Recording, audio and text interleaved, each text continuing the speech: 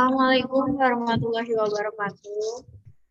Pertama-tama, mari kita Waalaikumsalam panjatkan warahmatullahi wabarakatuh. syukur kepada hadirat Allah Subhanahu wa Ta'ala, di mana kita dapat berkumpul bersama dalam acara webinar kegiatan pengabdian kepada masyarakat PKM dosen ITL Trisakti yang bekerjasama dengan ILC Chapter Akademisi yang bertemakan pengembangan pengetahuan mahasiswa dalam karir ini melalui sosialisasi logistik dan danger zone.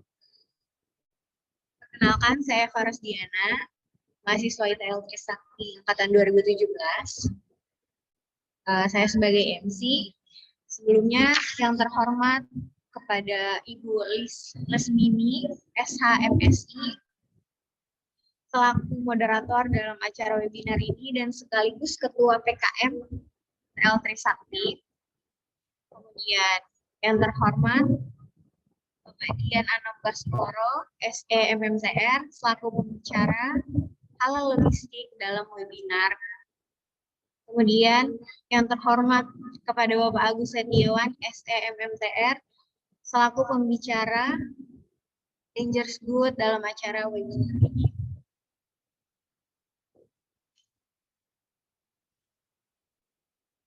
Acara selanjutnya adalah sambutan Ketua ILC Chapter Akademisi, yaitu Julius Kenserjen. Kepada Julius Kenserjen, waktu dan tempat dipersilakan.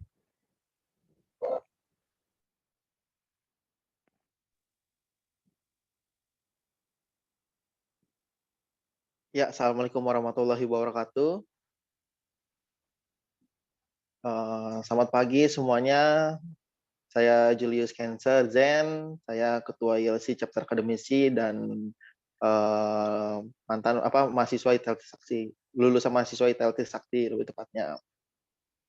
Nah, di sini kita akan mengikuti semacam webinar tentang sosialisasi tentang dangerous good dan halal logistik.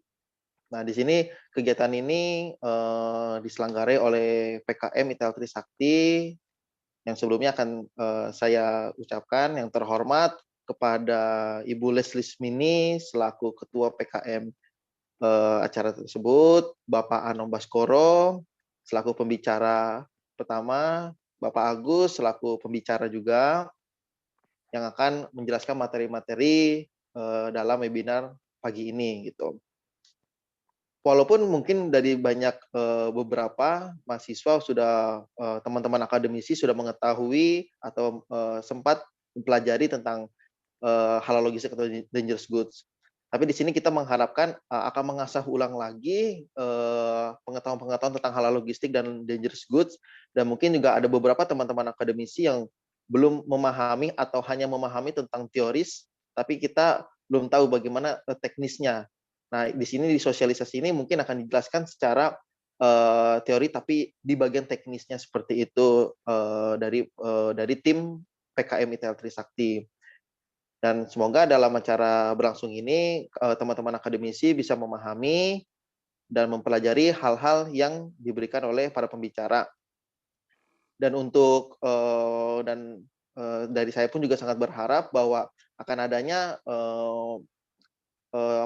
komunikasi kepada pembicara jika memang ada yang belum dipahami, sehingga output dari kegiatan webinar ini bisa berlangsung dengan sempurna dan berjalan lancar.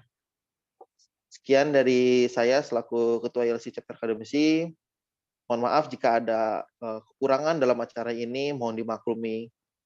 Wabillahi taufiq wal hidayah. Wassalamualaikum warahmatullahi wabarakatuh. Kembali ke MC.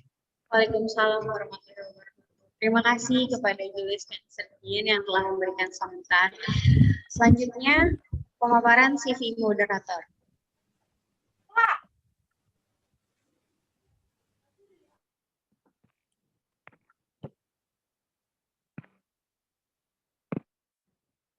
Ibu Lesmini, SHMSI, Master Digi di SIA Yapan, Jakarta 2008. Sudah 20 tahun sebagai dosen. Work experience dari 1993 sampai 96, Legal Office of PT Nirwana Karisma. Dari 96 sampai 97, Operational Office Bank Danamon Indonesia. Kemudian lanjut di Legal Office of Aneka Berkat Sukses pada tahun 2000 sampai sekarang sebagai dosen di beberapa university. 2016 sampai 2017, Expert of LPM TL ITL Trisakti. 2017 sampai sekarang, Direktur of PT Neo Sinergi Indonesia. Kepada Ibu Lismini, selaku moderator dan Ketua PKM, diharap memberikan sambutan. Pada Ibu Lismini, dipersilakan. Baik, terima kasih Mbak Eva yang cantik, anakku ya di ITL Trisakti. Assalamualaikum warahmatullahi wabarakatuh. Waalaikumsalam warahmatullahi wabarakatuh. Selamat pagi, salam sejahtera untuk kita semua. Yang terhormat Saudara Julius Kanserjain selaku Ketua ILC Chapter Akademisi beserta seluruh tim sekretariat.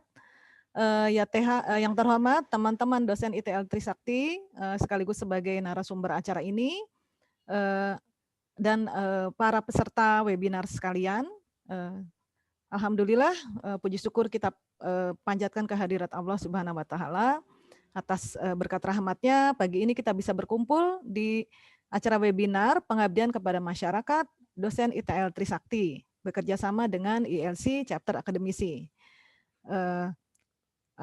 Webinar pagi ini akan mengusung tema pengembangan pengetahuan mahasiswa dalam meraih karir ready melalui sosialisasi halal logistik dan dangerous goods.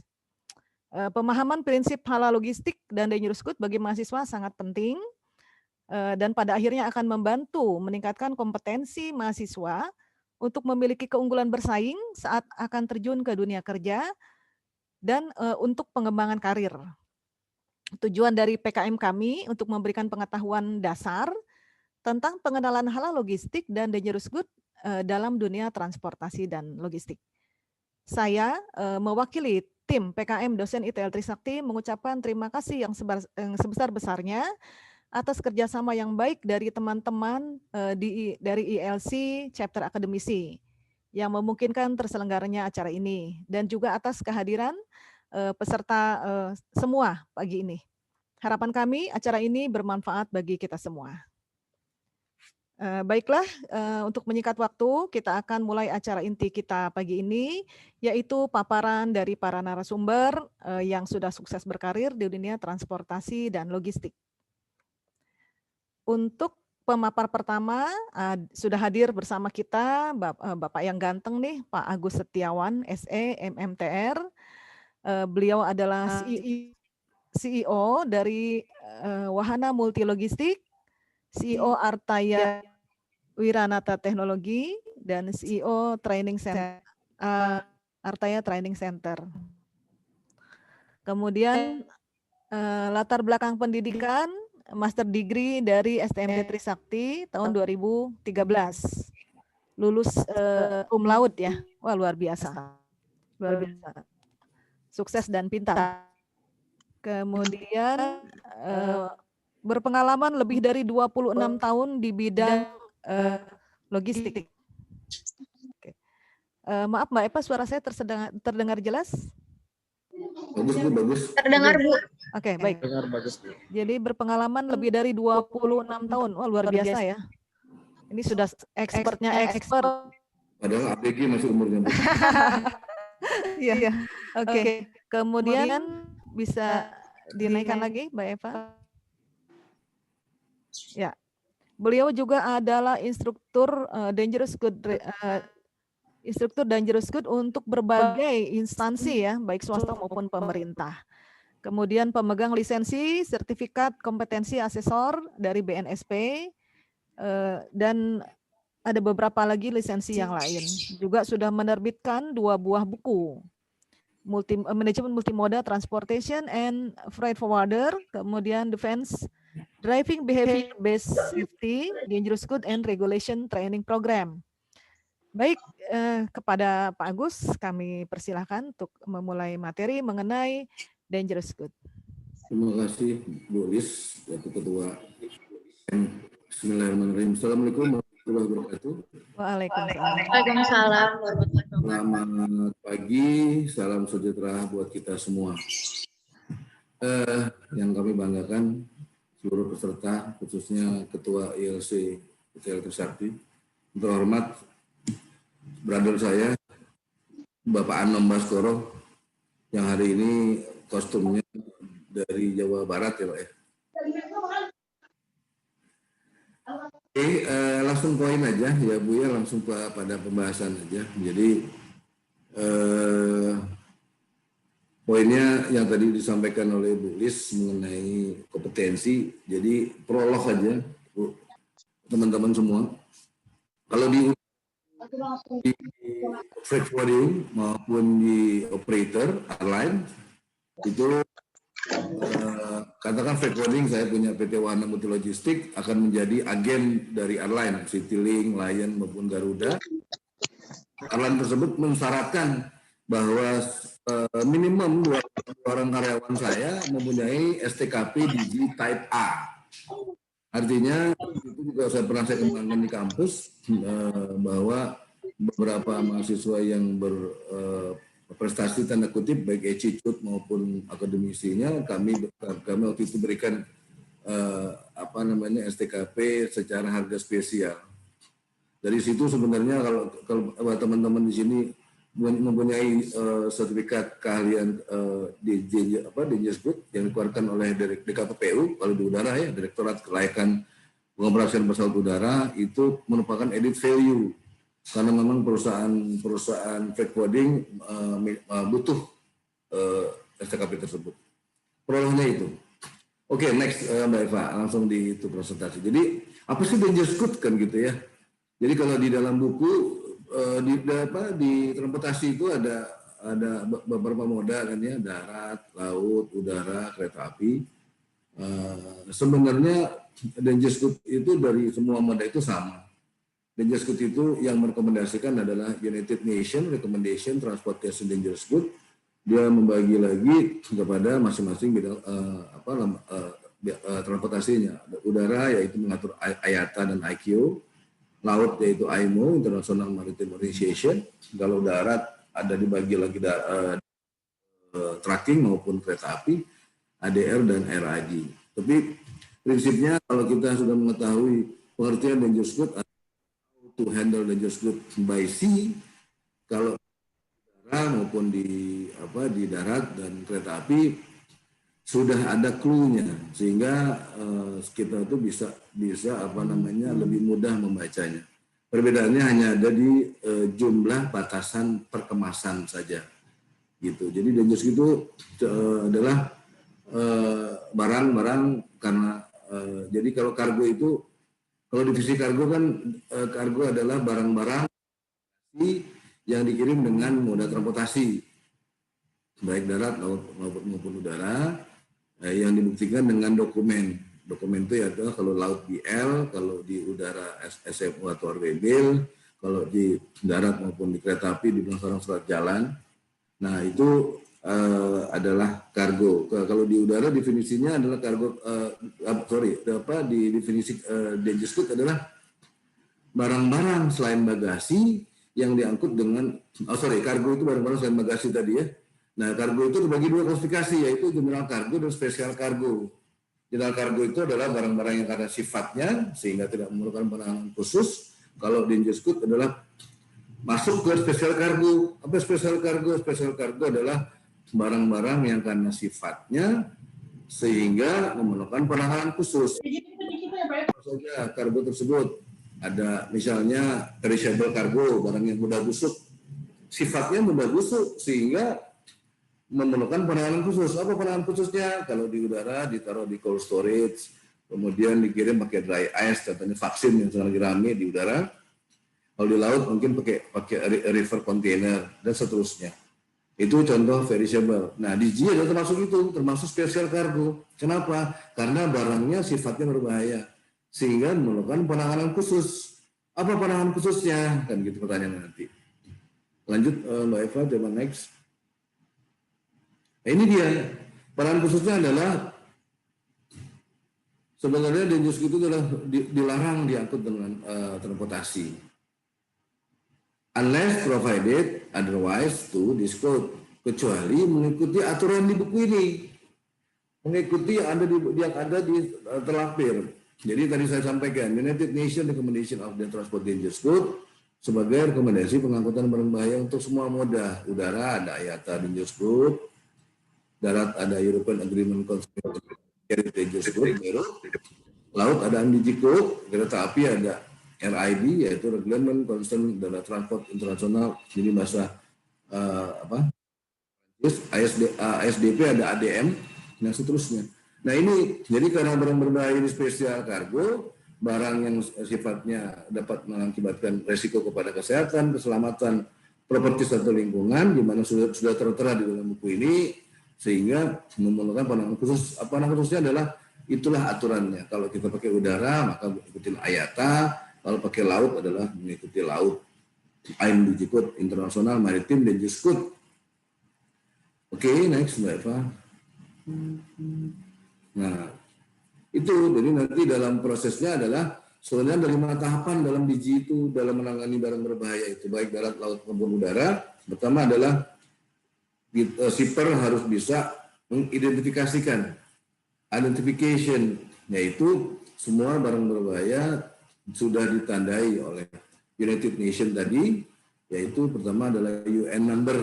UN itu singkatan dari United Nations, memberikan nomor itu sudah ada sekitar 3.600 yang sudah terdeteksi namanya DG. Nah, kemudian setelah UN number juga adalah proper shipping name. Jadi semua nama pengirimannya harus ada namanya. Itu juga sama baik darat maupun udara. Kemudian karena juga dari identifikasi itu kita tahu ada klasifikasinya. DG ada 9 kelas, yaitu eksplosif, gasis, flammable liquid, flammable solid, oxidizer, toxic, 6, kelas 7 radioaktif, kelas 8 korosif, 9 miscellaneous. Itu adalah klasifikasi DG. Nah, itu klasifikasi itu bukan tingkat bahayanya, tapi berdasarkan hazard yang terkandung di klasifikasi itu. Nah, nanti tingkat bahayanya ada namanya packing group atau kelompok kemasan. Contohnya kelas 3 itu flammable liquid. Flammable liquid itu adalah cairan yang mudah terbakar.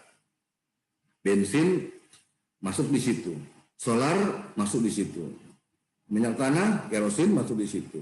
Nah, bahaya mana antara bensin sama solar?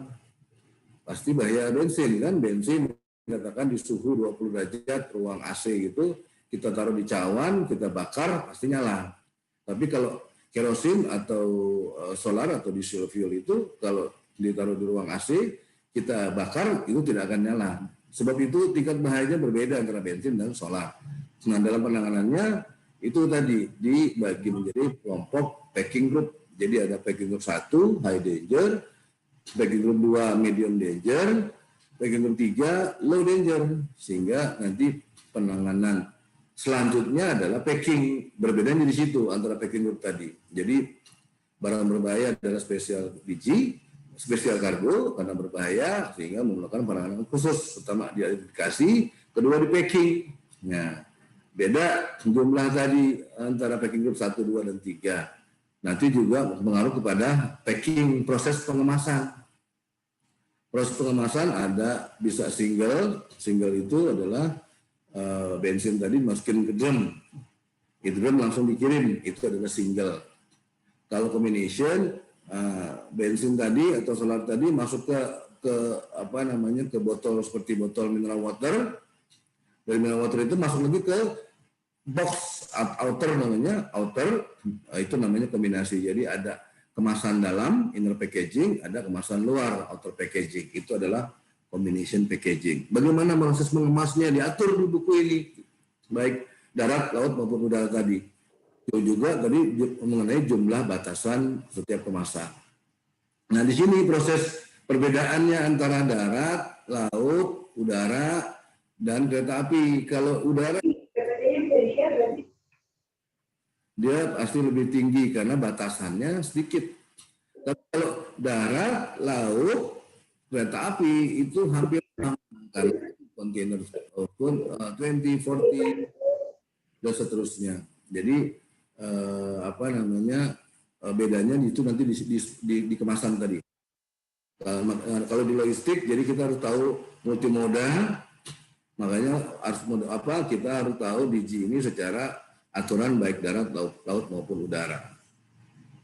Begitu. Kemudian setelah itu apa? Setelah itu adalah semua barang berbayar diberikan tanda marking dan label. Marking itu adalah tanda, jadi baik tanda itu barangnya apa, tadi PSN, UN number-nya apa, kemudian di labeling.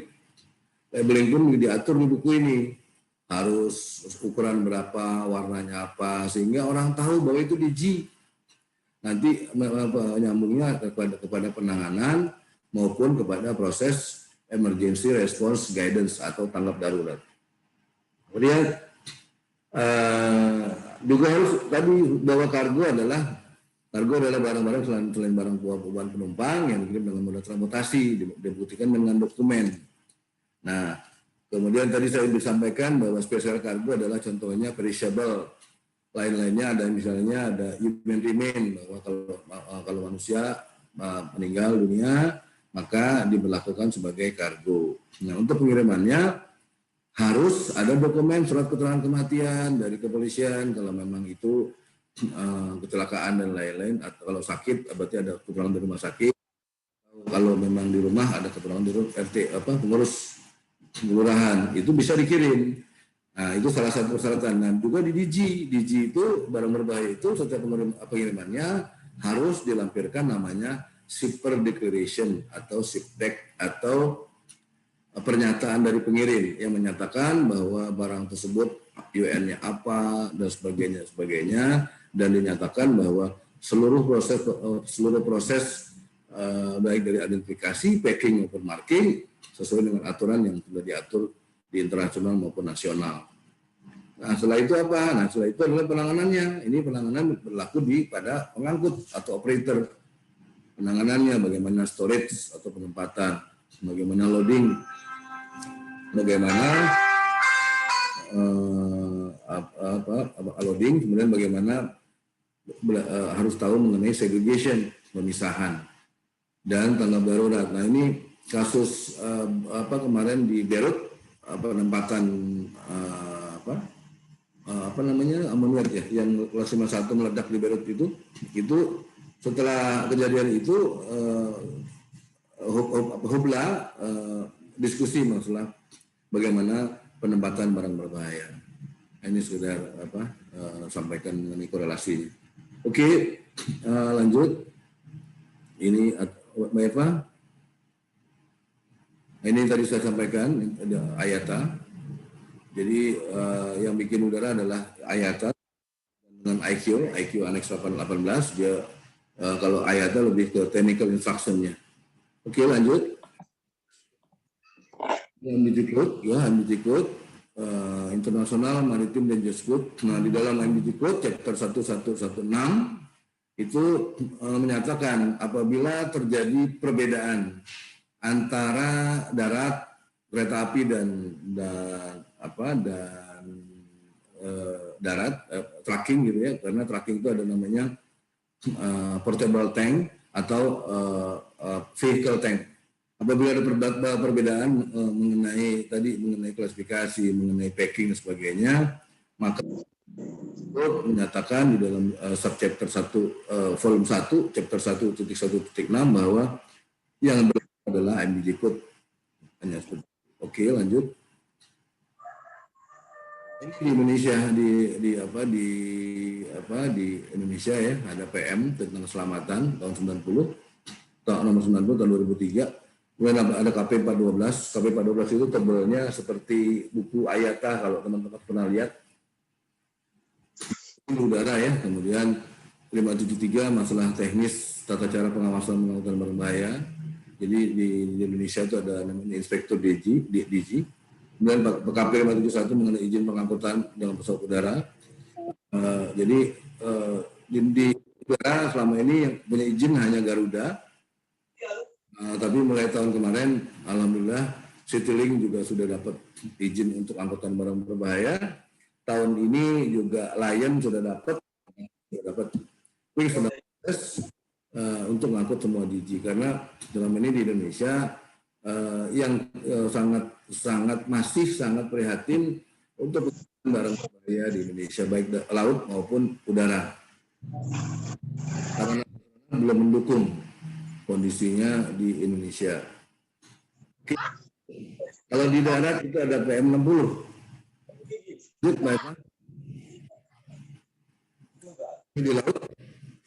Di laut yang terbaru itu KP 02 tahun 2010. Sebenarnya jelas di situ bahwa semua kegiatan pengangkutan barang berbahaya di laut harus mengikuti AMDG Code. Tapi pelaksanaan di lapangan masih belum maksimal. Kalau di darat ada baru, lanjut Mbak Eva.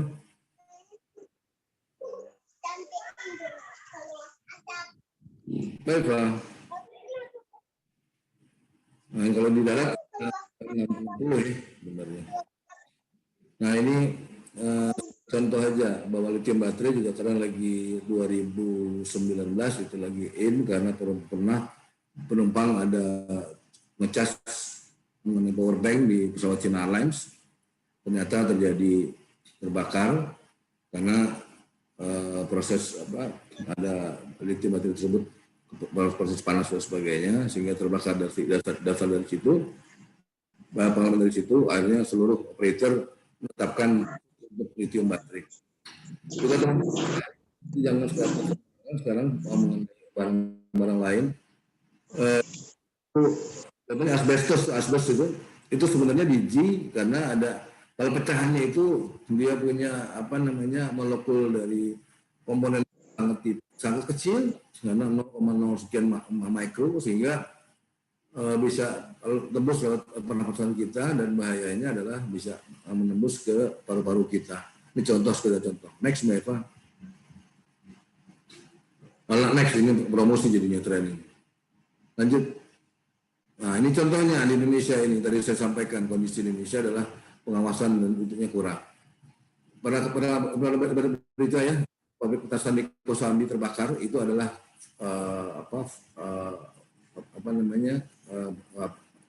petasan itu termasuk biji. Nah itu bisa sampai ke situ. Selama ini tidak ada pengiriman yang menyatakan itu adalah petasan. Jadi bisa lolos di situ. Bayangkan jumlah sebesar itu misiunya sampai terjadi meledak dan terbakar. Itu selama ini tidak ada pengawasan pengiriman barang tersebut. Lanjut. Nah ini juga beberapa kejadian kan di laut. Oke, lanjut. Ini kecelakaan sulfat di Jelambar, darat. Jadi asam sulfat itu kelas 8 korosif. Ternyata terjadi eksiden sehingga tertabrak dan bocor. Nah, keterbatasan pengetahuan, penanganannya tidak diatur dengan menggunakan alat, jangan sampai asam sulfat itu menyebar, malah yang terjadi adalah disiram dengan air pemadam, sehingga asam sulfat itu melebar kemana-mana. Itu di bawah ada subdeteksi dan tersiram asam sulfat itu. Apa yang terjadi? Badannya semua terbakar. Lihat di gambar bawah itu, teksi itu terbakar sehingga korbannya subdeteksi tersebut. Nah itu karena ketidaktahuan. Karena namanya barang berbahaya itu tidak boleh ditangani dengan seperti itulah. Harusnya kalau bocoran itu diisolasi sehingga cairan tersebut tidak bisa keluar. Lalu di darat per 2015 Kementerian Perhubungan Darat juga sudah menerapkan KM 69 tahun 2000, sudah lama. Kemudian ada SK Dirjen tahun 2004 mengenai tata cara penanganan barang berbahaya. Sekarang Kalau teman-teman lihat boleh cek itu kalau ada angkutan darat yang mengangkut barang berbahaya, itu pengemudinya harus mempunyai sertifikat pelatihan yang dikeluarkan oleh kementerian. Karena di dalam dipersyaratkan sekarang di pemerintah di Hubdar khususnya perhubungan darat bahwa semua pengemudi dan pembantu pengemudi harus mengikuti pelatihan agar mereka mengetahui bagaimana mengendarai dan mereka juga tahu mengenai apa yang barang berbahaya, apa yang mereka bawa, dan mereka juga harus tahu apa yang dilakukan apabila terjadi kebocoran seperti ini. Dan sudah ada tahun 2019 PM ya, Peraturan Menteri tahun nomor 60 tahun 2019 sekarang bahwa setiap perusahaan angkutan di darat khususnya yang mempunyai izin angkutan barang berbahaya baik bahan maupun limbah itu adalah nomenklatur dari KLH, maka harus mempunyai satu pengawas minimum. Jadi kalau salah 30/1 atau 10/1 gitu.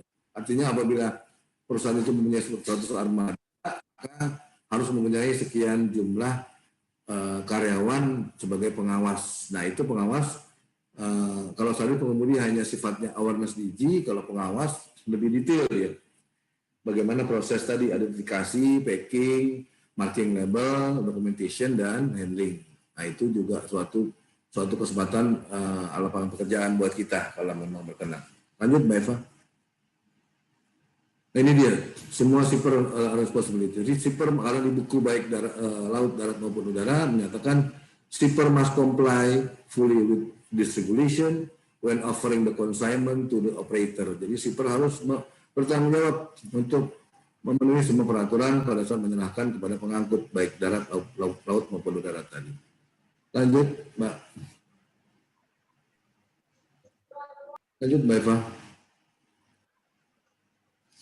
Habis ya? Mbak Eva.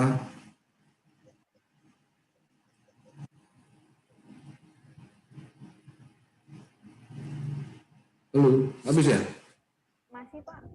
Masih, coba diberikan. Nah. Kok muncul?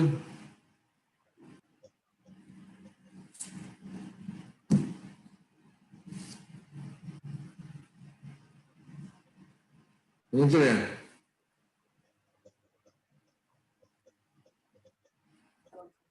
Muncul Pak. Nggak ada di saya. Oh, ini mungkin apa jaringannya Pak? Ini masih shipper responsibilities. Di Kami ada muncul Pak, responsibility. responsibilities. Lanjut terus. Next slide. Oh, nggak ada ya?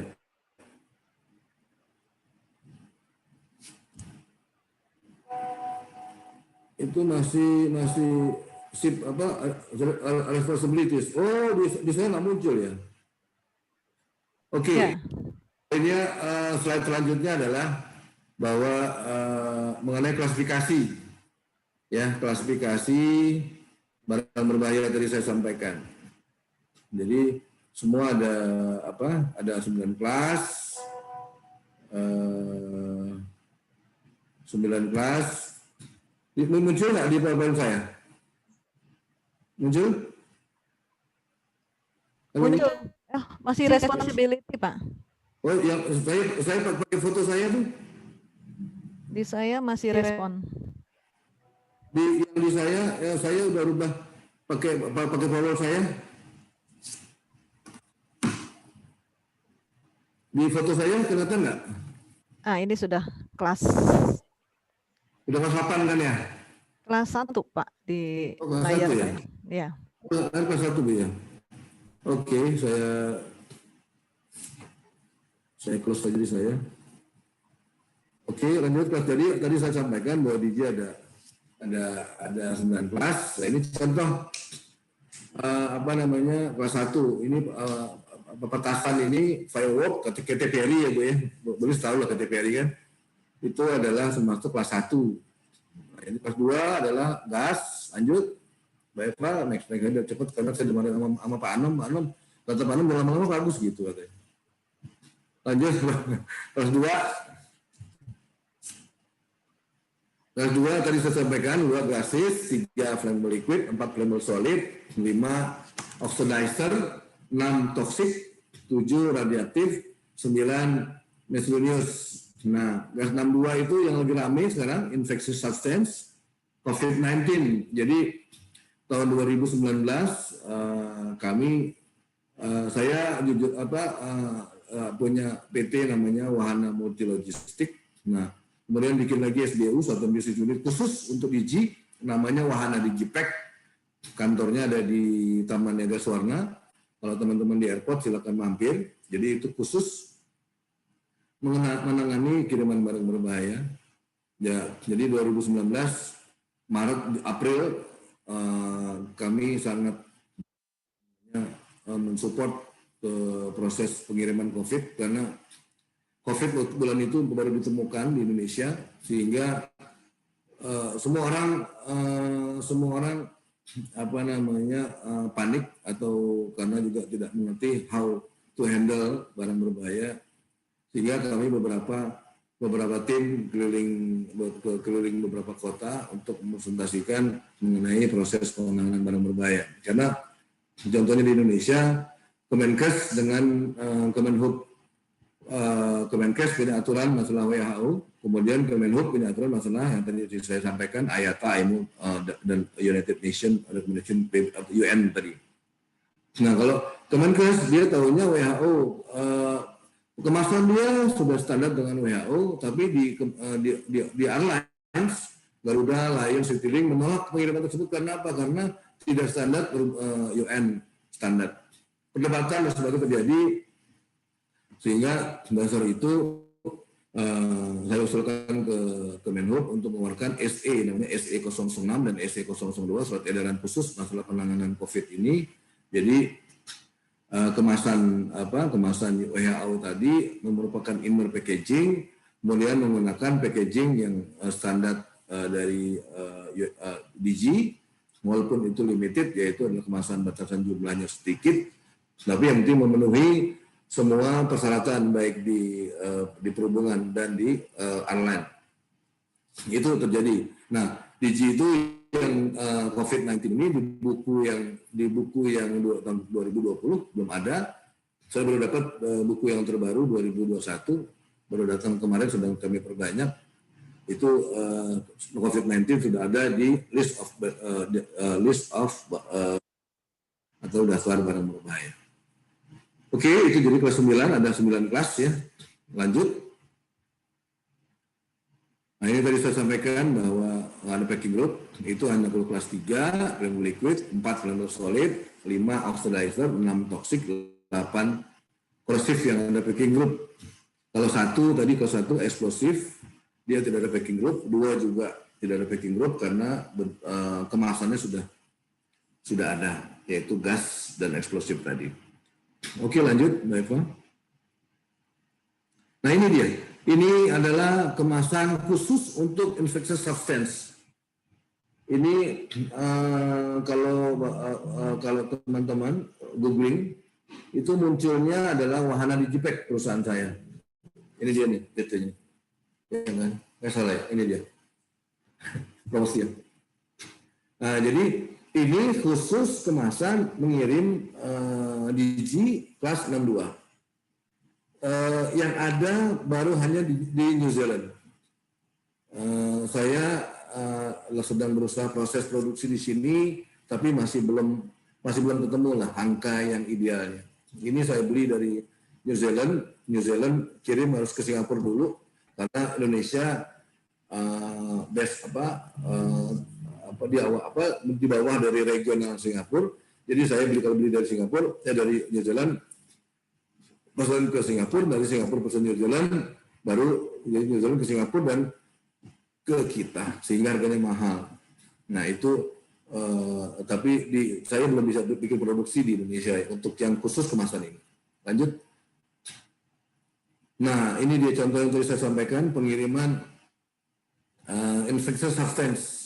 Ini contohnya tim saya kirim ke Padang, jadi waktu itu sangat heboh sampai Pak Gubernur turun di Otman karena dari Kepala Dinas Kesehatan Padang ribut, ini tidak bisa diterima. Kenapa? dan sebagainya, sampai dengan Kaotban, sampai ke Pak Dirjen, ataupun sebagainya. Akhirnya diskusi, saya kirim orang ke sana. Ini namanya Ridho namanya, ini alumni STMP juga, S1 Logistik 2019 ya, bergabung sama saya. Kemudian dia ikut DG, kita kursuskan DG. Kemarin akhirnya karena ada orang Padang, saya suruh berangkat ke Padang, pulang kampung dia. Ini contohnya. Sorry, lanjut. Nah, ini contoh shipment saya. Ini ada kantor di Cengkareng. Ya, ini adalah fiber box, yaitu pengiriman, kardus untuk biji khusus UN packaging. Selama ini saya beli dari Singapura dan Malaysia. Alhamdulillah Oktober 2020 saya proses authorized packaging RI khususnya fiberboard sudah kardus seperti ini. Oktober saya sudah dapat izin, sudah dapat approval. Jadi ada 6 tipe X6 yaitu kapasitas 6 kg, X13 kapasitas 13 kg, X24 kapasitas 24 kg, X35 dan X50. Jadi sekarang satu-satunya alhamdulillah yang approve untuk QM packaging baru Wahana Digipack. Jadi kenapa ini saya perjuangkan? Karena mengamankan devisa dan mengamankan bagaimana pengiriman Digi itu murah. Selama ini tadi saya bilang investor subscribe saya beli dari New Zealand sampai sini aja sudah mungkin 350.000 lebih. Nah untuk yang fiberboard ini saya beli dari Singapura itu sekitar X7 itu 65.000 per box. Karena kita harus kirim duty and taxes freight dari Singapura, belum duty and taxes-nya, belum handling-nya, belum dan seterusnya, biaya custom clearance dan lain-lain. Nah sekarang kita sudah punya RI, jadi bersatu-satunya RI yang kita punya. Kapan-kapan boleh main ke kantor saya di Taman Negara, pergudangan Taman Negara. Lanjut Mbak Eva.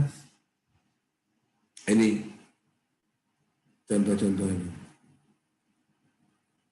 Sebenarnya adalah barang berbahaya aman diangkut dengan moda transportasi darat, laut, udara sejauh mengikuti apa yang telah diatur oleh United Nations Organization Transportation dan Dangerous Goods. Nggak boleh diskusi kapan-kapan lebih detail untuk STKP. Kami juga ikut, jadi kami maunya one stop shopping masalah DG. Kita juga konsultan, dari saya sampaikan Citylink Lion juga kami bantu dalam hal memperoleh izin angkutan barang berbahaya. Juga kita ada lembaga training yang dapat mengeluarkan sertifikasi kompetensi baik darat, laut maupun udara. Demikian mungkin kesimpulannya. Lanjut, udah selesai ya, Mbak Eva. Baik. Terima kasih Pak Agus. Boleh ya, terima kasih. Iya. Terima kasih, alhamdulillah. Terima kasih paparan dari Pak Agus mengenai DG. Untuk sementara saya simpulkan bahwa DG ini sebetulnya aman untuk diangkut, ya, asalkan sesuai prosedur, gitu ya. Kemudian bagi teman-teman yang berniat untuk mengirimkan pertanyaan, silakan dituliskan di room chat. Pertanyaan akan kami bacakan nanti setelah kedua pemateri selesai memaparkan materinya. Baik, kami kembalikan ke Mbak Eva.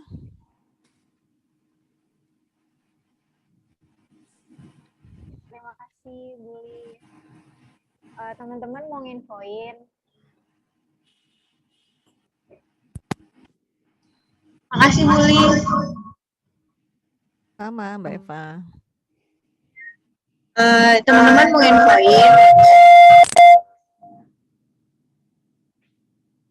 Jadi ada link registrasi yang akan di-share di chat.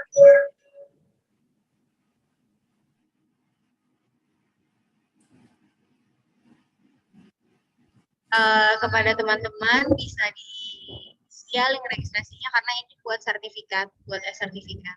Terima kasih.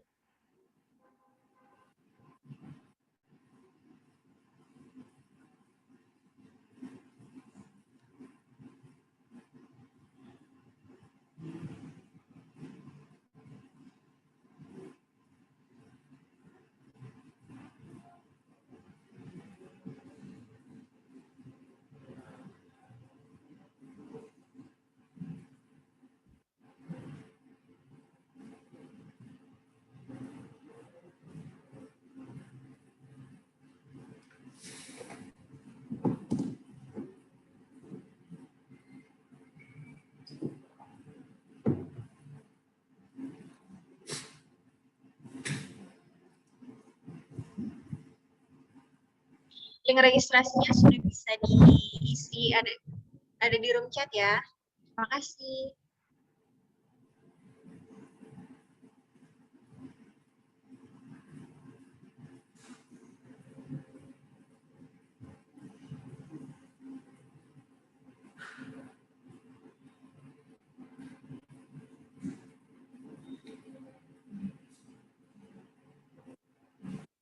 Sekarang selanjutnya saya kembalikan di selaku moderator.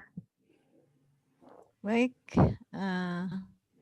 terima kasih Mbak Eva. Teman-teman jangan lupa untuk mengisi link registrasi yang barusan diposting oleh Mbak Eva. Pemateri berikutnya adalah Bapak kita, mungkin juga udah pada kenal ya, saya lihat sebagian besar mungkin juga peserta sudah tidak asing dengan baik pemateri pertama tadi Pak Agus maupun pemateri kedua Pak Anom. Ya, bukan begitu Pak Anom? Baik, kita akan bacakan CV dari Pak Anom. Lengkapnya Bapak Dian Anom Baskoro, SE MMTR, postgraduate from STMT Trisakti, ya. Jadi S2-nya dari STMT Trisakti. Kemudian beliau adalah pemegang sertifikasi untuk SCM dan asesor logistik. Beliau juga berpengalaman dan qualified dalam GDP dan halal logistik.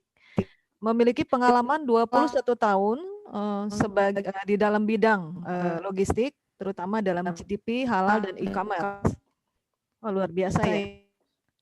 Kita baru kenal e-commerce, beliau sudah berpengalaman. Nah, kita banyak belajar lah dari beliau. Saat ini beliau adalah Business Development General Manager 3PL di Jakarta, Freight International. Beliau juga sebagai lecturer dan associate consultant ya untuk logistik.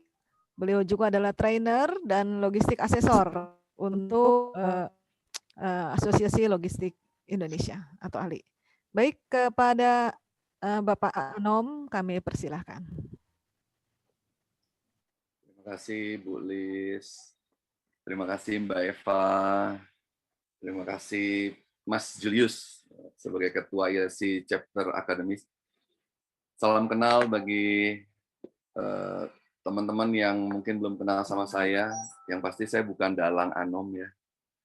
Saya masih profesional di logistik, seperti disampaikan oleh Ibu Lis.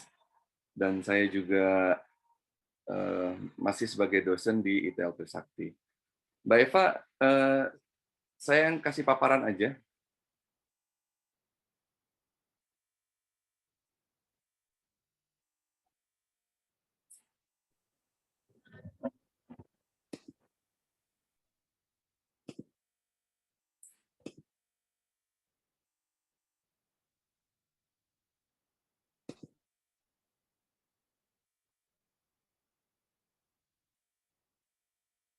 Oke teman-teman, hari ini kesempatan saya untuk mencoba untuk sharing halal logistics. Sebentar.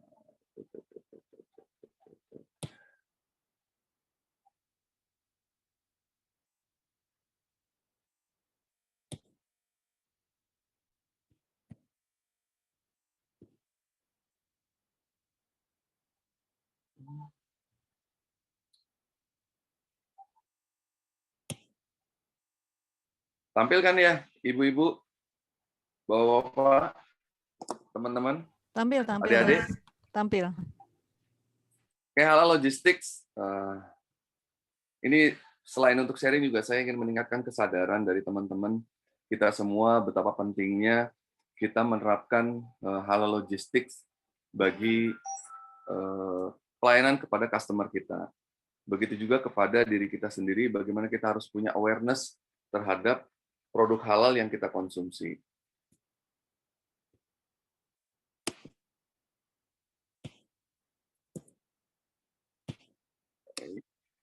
Jalan.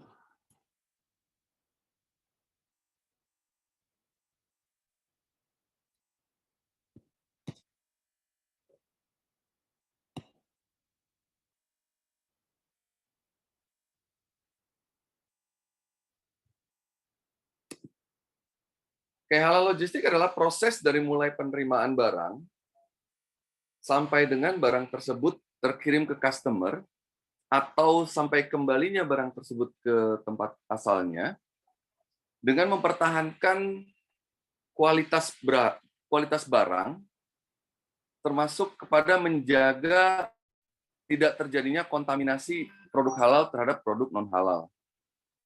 Maksudnya apa? Jadi pada saat kita terima mulai dari kepercayaan customer ataupun pabrik ataupun supplier ataupun importir ke gudang kita, sampai dengan barang tersebut kita kirim ke pelanggan, itu merupakan tanggung jawab kita untuk menjaga agar produknya sesuai sertifikasi halalnya, tidak terjadi kontaminasi, tidak terjadi mishandling. Jadi bukan saja barang tersebut terbebas dari kontaminasi barang non-halal, tapi juga tidak terjadi kerusakan baik akibat kita karena mishandling operation, ketabrak lah, terjatuh lah, scratch lah, atau bahkan barangnya itu terkontaminasi dengan produk yang sama halal, tapi sebenarnya tidak menyebabkan barang tersebut menjadi baik. Atau bahkan bisa jadi mempertahankan suhunya tidak sesuai dengan kriteria dari produk tersebut, sehingga terjadi penurunan kualitas, terjadi pembusukan. Kalau teman-teman pernah lihat keju yang berjamur, kemudian daging yang membau, ayam yang sudah menjadi kehijauan, nah itu adalah hasil dari ketidakmampuan kita untuk menjaga suhu sesuai dengan kriteria produk. Apa saja yang perlu diperhatikan dalam halal logistics? Dari sisi proses, ada 3 proses utama, yaitu bagian penerimaan, penyimpanan, dan distribusi. Dari kita mulai terima sampai dengan kita kirim ke customer. Komponen utamanya adalah kita ini sebagai operator atau orang yang dipercayakan untuk mengelola produk halal harus memiliki kualifikasi menangani produk halal. Jadi ada yang namanya halal quality system. Di Indonesia sertifikasinya itu dilakukan oleh Majelis Ulama Indonesia. Jadi kalau rekan-rekan mau mendapatkan sertifikasi halal sebagai individu, bisa mendapatkan training, kemudian disertifikasi secara personal. Ya, jadi bukan cuma produk tuh yang halal, tapi bagaimana kita kemampuan sumber daya manusia mampu menjalankan halal quality system, itu bisa disertifikasi oleh Majelis Ulama Indonesia. Kemudian kita butuh dukungan information system, sistem IT yang bisa mendukung kita dalam melakukan traceability. Jadi kalau ada produk-produk yang mungkin terkontaminasi, produk yang berubah quality, maka teknologi sistem ini yang membantu kita untuk melakukan pengecekan produk tersebut dikirim kemana, asalnya dari mana, disimpan berapa lama, termasuk di dalamnya adalah kemampuan untuk melakukan traceability tracking. Jadi jangan sampai truk yang kita gunakan itu modelnya adalah truk terbuka, kemudian lewatnya bantar gebang. Itu udah dipastikan terkontaminasi terhadap najis. Ya, tidak diperkenankan hal itu terjadi. Nah, untuk mencegah ataupun membuat hal itu tidak terjadi, maka butuh sistem yang memadai, mendukung bagaimana kita melakukan pembuatan rute, mendukung kita dalam melakukan traceability terhadap produk. Yang ketiga adalah vendor management system. Apa itu vendor management system? Pengelolaan halal logistik tidak sepenuhnya dilakukan oleh organisasi yang berkompeten. Bisa saja kita dibantu oleh vendor, baik vendor gudang maupun vendor truk.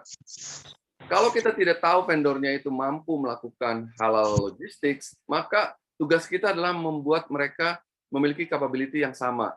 Kita berikan training, kita berikan assessment, kita lakukan audit, sehingga vendor kita dapat mendukung kita untuk seluruh kegiatan proses halal logistics, baik trackingnya, gudangnya, maupun pendistribusian. Kenapa itu penting?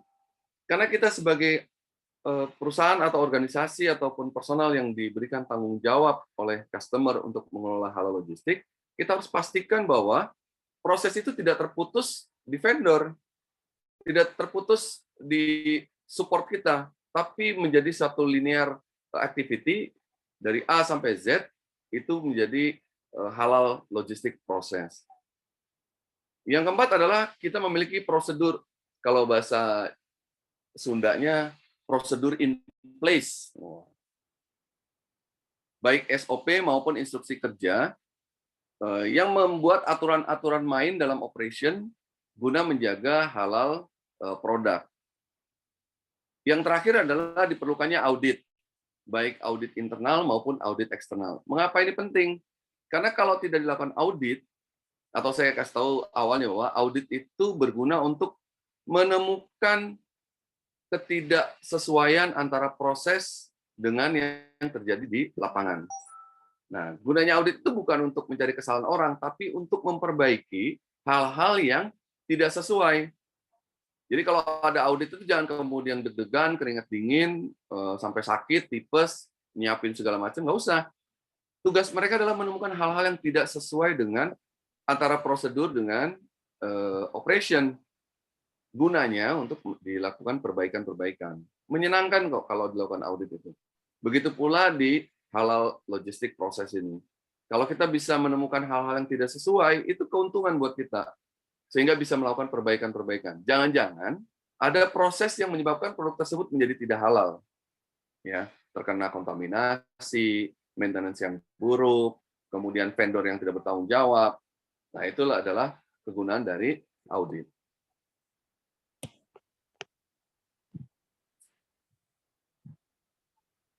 Oke. Proses yang pertama adalah bagian receiving. Adanya transportation qualification yang sesuai dengan halal logistics. Kemudian product certification. Barang yang masuk ke gudang kita atau tempat area kita diberikan tanggung jawab untuk penyimpanan, itu penting untuk memastikan bahwa produk tersebut halal. Halal bukan saja yang tertempel di barang, tapi juga memiliki sertifikasi yang layak untuk kita terima. MUI memberikan ratusan halal sertifikasi untuk negara lain. Tapi ada yang dari MUI tidak terima, artinya ditolak sertifikasi halal dari negara lain. Oleh karena itu, penting bagi kita untuk mengetahui sertifikasi halal dari negara mana saja yang bisa diterima di Indonesia. Jadi bukan cuma sekedar ditempel halal terus kemudian kita terima, nggak begitu. Ada kualifikasi dari MUI yang menyatakan bahwa halal dari negara lain itu memang diterima di sini. Atau bahkan sebaliknya, walaupun halal di negara pengirim, tapi belum tentu halal dianggap halal oleh MUI. Ya, jadi semua produk yang kita terima harus berlabel halal dan tersertifikasi yang divalidasi oleh MUI. Kemudian selama pengiriman dari titik origin ke gudang kita, ada yang namanya delivery protection. Apa itu delivery protection? Menjaga agar produk tersebut tidak terjadi kontaminasi, baik di dalam box-nya maupun selama perjalanan. Contoh, pada saat kita kirim barang, ternyata di dalam box-nya itu ada produk subhat atau produk yang tidak jelas kehalalannya. Maka itu tidak diperkenankan. Ya, jadi benar-benar yang ada sertifikasi halalnya, label halalnya, itu boleh dalam satu box. Atau jalur lintas transportation-nya itu melewati lokasi yang bisa terjadi kemungkinan kontaminasi. Contohnya lewat Bantar Gebang. Ya, Bantar Gebang bukan jalan Bantar Gebang ya, tapi area penimbunan sampah di sana. Bisa jadi cipratan lendirnya itu masuk ke dalam box kendaraan. Jadi ada 3 hal penting, yaitu transportation qualifications, product certification, dan juga delivery protection. Berikutnya,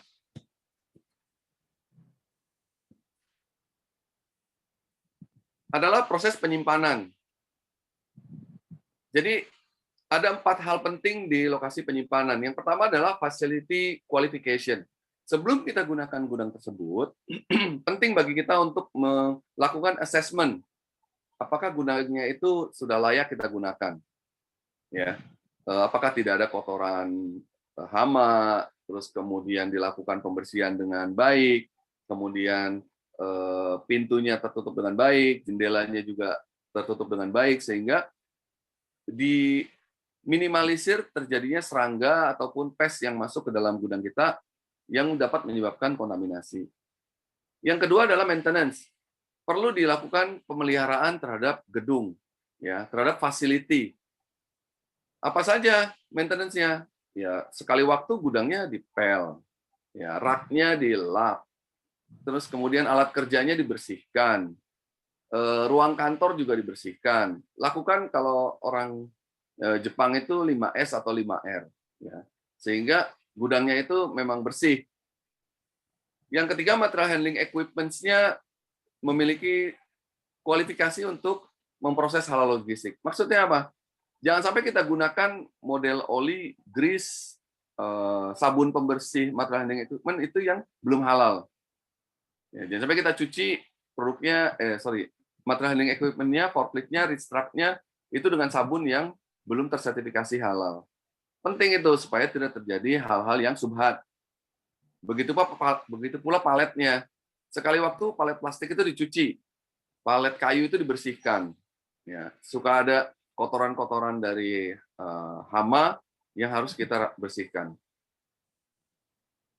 Yang terakhir adalah kemampuan melakukan traceability. Sistem yang kita gunakan di gudang harus mampu melakukan traceability bahwa barang yang kita terima sejak awal sampai dengan diterima ke customer, bahkan sampai proses returnya, itu kita bisa tahu kapan diterima, dari mana asalnya, berapa lama disimpan, terkirim kemana saja, sisa stok berapa, itu kita harus mampu melakukan traceability. Penting hal ini dilakukan karena sekali waktu terjadi non-conformance product, maka kita mampu melakukan traceability, oh produknya di gudang kita ada berapa, yang diterima itu kapan saja. Ya.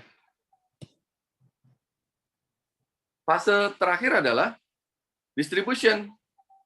Hampir sama dengan penerimaan, di sini adalah transportation qualification, traceability, maintenance. Maksudnya gini, transportation qualification kita perlu memastikan bahwa truk yang kita gunakan itu dikelola dengan baik secara halal proses. Contohnya, kalau mobilnya itu perlu dicuci, cuci dengan sabun yang sudah tersertifikasi halal.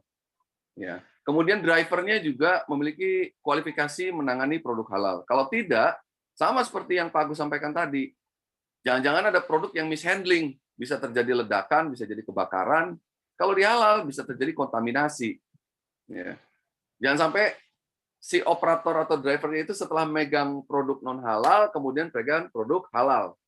Itu tidak dibenarkan. Oleh karena itu, sumber daya manusianya perlu diberikan pengetahuan yang baik tentang halal logistik. Traceability dalam distribution itu adalah tracking truk tersebut perginya kemana aja.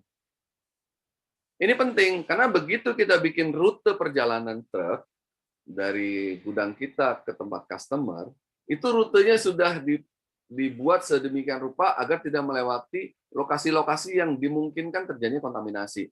Seperti tadi penimbunan sampah. Tapi kalau kita tidak menggunakan GPS, bisa jadi tuh truknya itu belok. Mungkin jalur pintas, mungkin karena macet, mungkin karena berbagai hal, dia lewati jalur yang memungkinkan dia terkena najis. Nah, dengan memiliki traceability terhadap truk, kita bisa membuat peringatan terhadap drivernya. Jangan sampai lewat sana gitu. Karena itu bisa terjadi kontaminasi terhadap produk. Kemudian terakhir ada maintenance. Penting untuk memastikan bahwa box untuk mengangkut barang itu tidak terjadi kebocoran. Karena kalau sampai kebocoran, baik dari samping, bawah, itu kotoran yang ada di jalan bisa masuk ke dalam truk. Ataupun kalau kebocoran di atas, mohon maaf, kadang ada kotoran dari hewan yang di atas, kemudian terkena hujan, bisa masuk ke dalam. Nah, ini bisa berbahaya, bisa mengkontaminasi produk yang ada di dalam. Ya. Ketiga-tiganya memang perlu dilakukan oleh diri sendiri, maksudnya oleh organisasi yang menjalankan, bisa juga dilakukan oleh vendor. Hanya saja untuk memastikan bahwa kalau vendor itu melakukan dengan benar, kita perlu melakukan audit vendor namanya. Itu masuk ke dalam vendor management system. Penting untuk memastikan bahwa vendor kita kriteria pekerjaannya, kualifikasi apa yang mereka lakukan itu sesuai. Jangan sampai mereka memiliki standar yang berbeda dengan kita.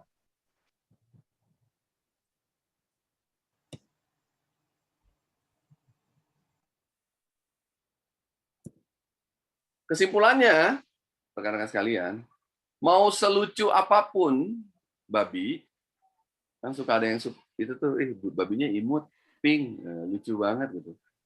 Tidak diperkenankan untuk bersentuhan baik babi maupun turunannya dengan produk halal. Ya.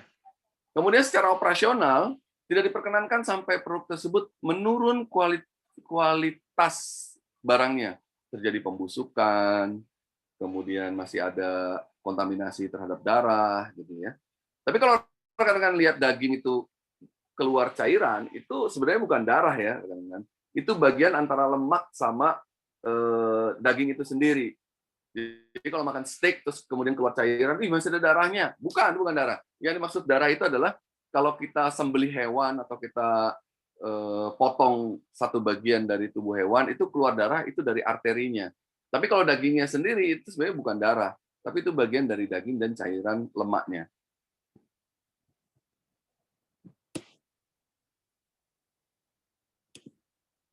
Oke, ini adalah pencegahan najis dari kontaminasi terhadap produk halal. Ada najis ringan, najis menengah, dan ada najis berat. Najis ringan tuh kalau rekan-rekan besok punya anak yang usianya kurang dari 2 tahun dan masih diberikan ASI, itu air pipisnya itu masih dianggap najis ringan. Kalau ada kontaminasi terhadap produk, sebenarnya masih ringan, jadi masih bisa disiram air, sudah selesai gitu ya.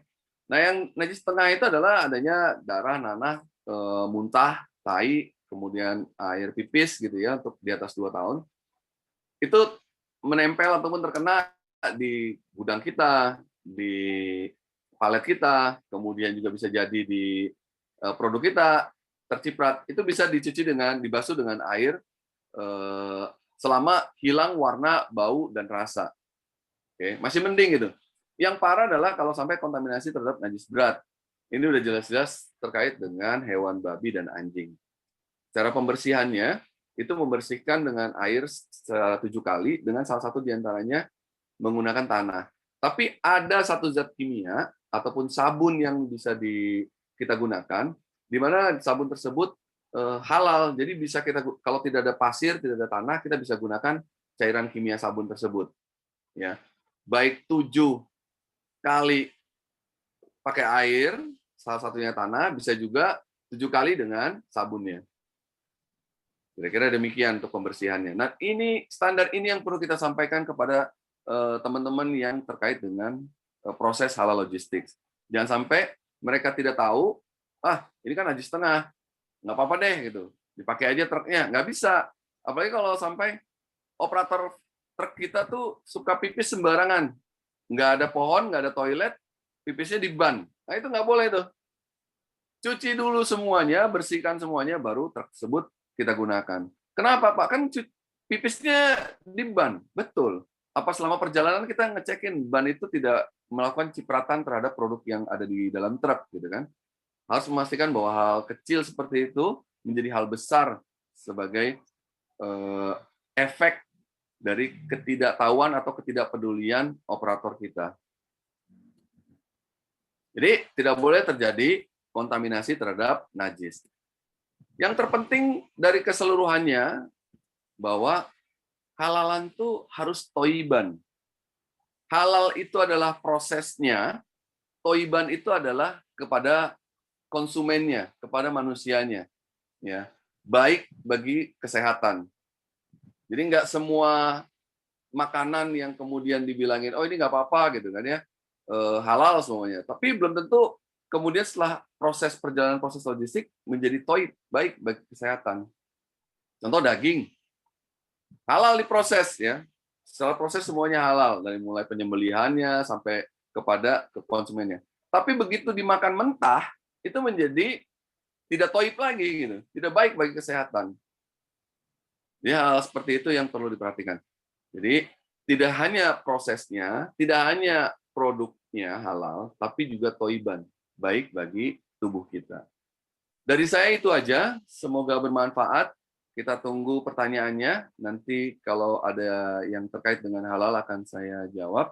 Semoga bisa memberikan penambahan hasanah perhalalan di teman-teman. Dan saya menunggu kontribusi teman-teman untuk bergerak memajukan halal logistics di Indonesia, karena banyak sekali potensi yang harus dikembangkan, baik halal hub di terminal, pelabuhan, maupun halal di tiap-tiap logistik operator. Karena masih sedikit pemain halal logistik di Indonesia, dan potensi pasarnya luar biasa. 1 tahun itu kita bisa sampai 3.000 triliun transaksinya. Kalau logistik cost Indonesia itu sekitar 21%, maka sekitar hitungan saya kemarin itu sekitar 600 triliun biaya logistik untuk memindahkan produk halal. Ya, terima kasih semuanya. Sampai kepada saya kembalikan kepada moderator. Silakan Bu Lis. Ya, terima kasih Pak Anom paparannya. Sangat menarik ya kita membahas mengenai halal logistik ini karena ternyata halal ini sudah menjadi bukan hanya karena bagian dari menjalankan ajaran agama, tapi juga saat ini sudah menjadi bagian dari gaya hidup sehat. Jadi yang menerapkan halal logistik ini justru lebih banyak negara-negara yang berpenduduk non-Muslim, gitu ya. Seiring dengan meningkatnya kesadaran untuk menjadi lebih sehat, ya. Kemudian juga faktor pendorong lainnya, misalnya adanya pasar bebas, perdagangan lintas negara, peningkatan ekonomi halal di dunia, menyebabkan permintaan produk halal semakin meningkat. Saya bisa simpulkan bahwa tadi kalau kita bicara halal logistik, tidak cukup hanya halal, tapi juga harus thayyib. Jadi tidak hanya halal seperti yang kita tahu bahwa satu produk tidak mengandung babi atau yang dilarang lainnya di dalam agama, tetapi juga bagaimana produk tersebut tidak menyebabkan sakit misalnya ya, atau tidak mengganggu kesehatan, terutama bagi kita manusia. Nah kemudian di dalam halal juga yang harus diperhatikan ada manpower, information technology system, vendornya, kemudian prosedurnya, prosesnya, audit, dan harus bisa di-trace. Jadi halal ini dari awal sampai akhir, dari mulai diproduksi sampai ke tangan konsumen itu semuanya harus halal. Sangat-sangat menarik ya. Baik, bagi teman-teman yang ingin bertanya, silakan di raise hand atau menuliskan pertanyaannya di kolom chat. Kami tunggu. Ya, Pak Anom, sambil menunggu teman-teman yang mau bertanya. Ini yang saya tahu nih, sampai 2019 transporter halal itu baru Ironbird ya Pak ya? Sekarang apa sudah ada pemain baru? Oke. Pemain logistik halal di Indonesia itu baru ada 8. Dan sayangnya, yang 8 itu sudah ada di cluster atau di customer yang sudah pegang dia. Jadi dia nggak bisa gerak lagi. Kemampuan dia untuk berkembang sudah sulit karena hetiknya sudah tinggi. Contohnya di HV Logistics, itu sudah menangani McDonald. Dia ada beberapa customer juga yang lain. Cuma hetiknya McDonald itu udah tinggi sekali. Yang kedua adalah YCH. YCH itu menangani Frisian Flag di Cibitung dan di Pasar Rebo. Itu juga hetiknya udah tinggi sekali. Kemudian ada yang dari multinational company, yaitu Nippon Express. Ini untuk menangani produk halal yang dari Jepang untuk diimpor ke Indonesia, dan juga ekspor dari Indonesia ke negara Jepang. Jadi spesifik sekali. Nah, ada salah satu perusahaan baru namanya Dewata Freight International, itu juga mendapat sertifikasi halal. Ini sedang bergerak untuk mensupport teman-teman dari importir ataupun produsen untuk pengelolaan logistiknya. Dan mudah-mudahan tahun ini, siapa yang mau berminat di halal logistik, nanti kasih Pak Anom nomor WA-nya. Atau CV-nya kirim ke Pak Anom. Kita ada satu proyek logistik halal baru, perusahaan baru yang sedang digagas. Kebetulan kliennya sudah lumayan banyak yang antri, baik di cold storage maupun di transportation-nya. Mudah-mudahan tahun ini akan ada penambahan satu logistik 3PL halal lagi, sehingga menambah hasanah perhalalan di Indonesia menjadi 9 perusahaan. Alhamdulillah. Demikian, Bu Lis. Alhamdulillah. Itu 9 itu berarti kalau yang lain ini khusus transporter atau bagaimana? Iron Bird, kemudian Dunex, itu bisa transportasinya, bisa gudangnya. Oke, baik. Ya, teman-teman yang mau bertanya, tidak hanya mengenai halal, tapi juga mengenai dangerous good. Seperti kita tahu, dangerous good juga kedua hal ini, halal dan dangerous good adalah hal-hal yang sangat penting ya di dalam dunia transportasi dan logistik. Kadang-kadang kita tidak mengerti gitu ya, ini barang ini berbahaya atau tidak sebetulnya, yang barang-barang yang kita pakai. Parfum misalnya ya yang kita bawa kalau kita naik pesawat udara dan lain-lain. Baik, saya sudah lihat ada pertanyaan. Yang pertama dari Bagum ya, Mas atau Mbak Bagum ini. Saya mau bertanya, ini untuk pertanyaan untuk Pak Anom. Berarti halal itu hanya produksinya aja. Kalau di balik produksi bagaimana transaksi di belakangnya? Apakah harus menggunakan proses halal? Oke. Jadi kalau halal itu yang diperhatikan saat ini adalah prosesnya. Jadi produksi itu dari mulai raw material. Kalau untuk produksi itu raw materialnya, terus kemudian bahan packagingnya, alat produksinya, orangnya, itu inline semuanya halal. Kemudian kalau untuk halal logistiknya, dari mulai barang itu selesai diproduksi sampai dengan ke tangan customer, itu proses halal logistik. Bagaimana dengan proses di belakangnya? Ada yang bilang, Pak Anom, kalau semuanya sahamnya dari pabrik bir gimana? Pak Anom, kalau semuanya uangnya hasil korupsi buat belanja gimana? Halal tidak melihat dari sisi kita ngomongnya di luar proses. Karena di luar proses, maka bisa jadi kita tidak dapat mendeteksinya. Kalau dapat uang korupsi, halalnya sudah tidak ada tuh. Tapi tercampur dengan gaji, tercampur dengan transaksi di rumah tangga, maka sulit untuk membedakannya. Ya. Begitu pula saham. Kalau semuanya bilangnya sahamnya dari pabrik bir, itu sebenarnya tidak diperkenankan. Secara syar'i keuangan itu tidak diperkenankan. Jadi hati-hati untuk membedakan mana halal produk, halal proses logistik, dan halal secara finansial. Kira-kira begitu, Bu Liz. Ya, jadi benar-benar semuanya harus halal ya? Iya. Benar-benar. Tapi bukan berarti buru-buru dihalalin, suruh tamat dulu, wisuda dulu, baru. Itu sih teman-teman nih yang di IL sini. Kita ngomong-ngomong halal logistik, udah buru-buru mau halalin yang aja. Yang belum nikah-nikah nih. Jangan buru-buru halal ya. Aja ketua. Selesaikan dulu kuliahnya ya. Baik. Nah, itu penting. Pertanyaan berikutnya ada dari Reza.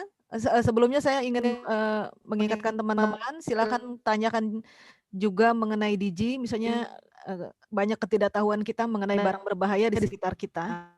Oke, pertanyaan berikutnya dari Reza, apakah halal logistik itu mengurangi atau malah justru menambah biaya logistik yang akhirnya akan menjadi beban biaya produksi? Mengurangi atau menambah katanya? Oke, secara biaya, kalau kita ngomongnya ada pengeluaran uang untuk proses logistik, benar bahwa kita keluar biaya. Tapi karena ini terkait dengan quality system, quality management system, maka biaya yang kita keluarkan untuk ISO, kita keluarkan untuk sistem jaminan halal, kita keluarkan untuk sertifikasi-sertifikasi yang lain, itu merupakan added value dari perusahaan kita. Bayangkan saja, kalau kita kerja sama-sama dengan perusahaan truk, berkompetisi sama-sama perusahaan truk, yang satu tidak punya sistem jaminan halal, yang satu punya sistem jaminan halal. Besok diaudit sama MUI, Unilever, kamu kan halal, mana support vendor logistik kamu? Nih, perusahaan si Abah apa gitu ya. Loh, kok ini nggak punya sertifikasi halal?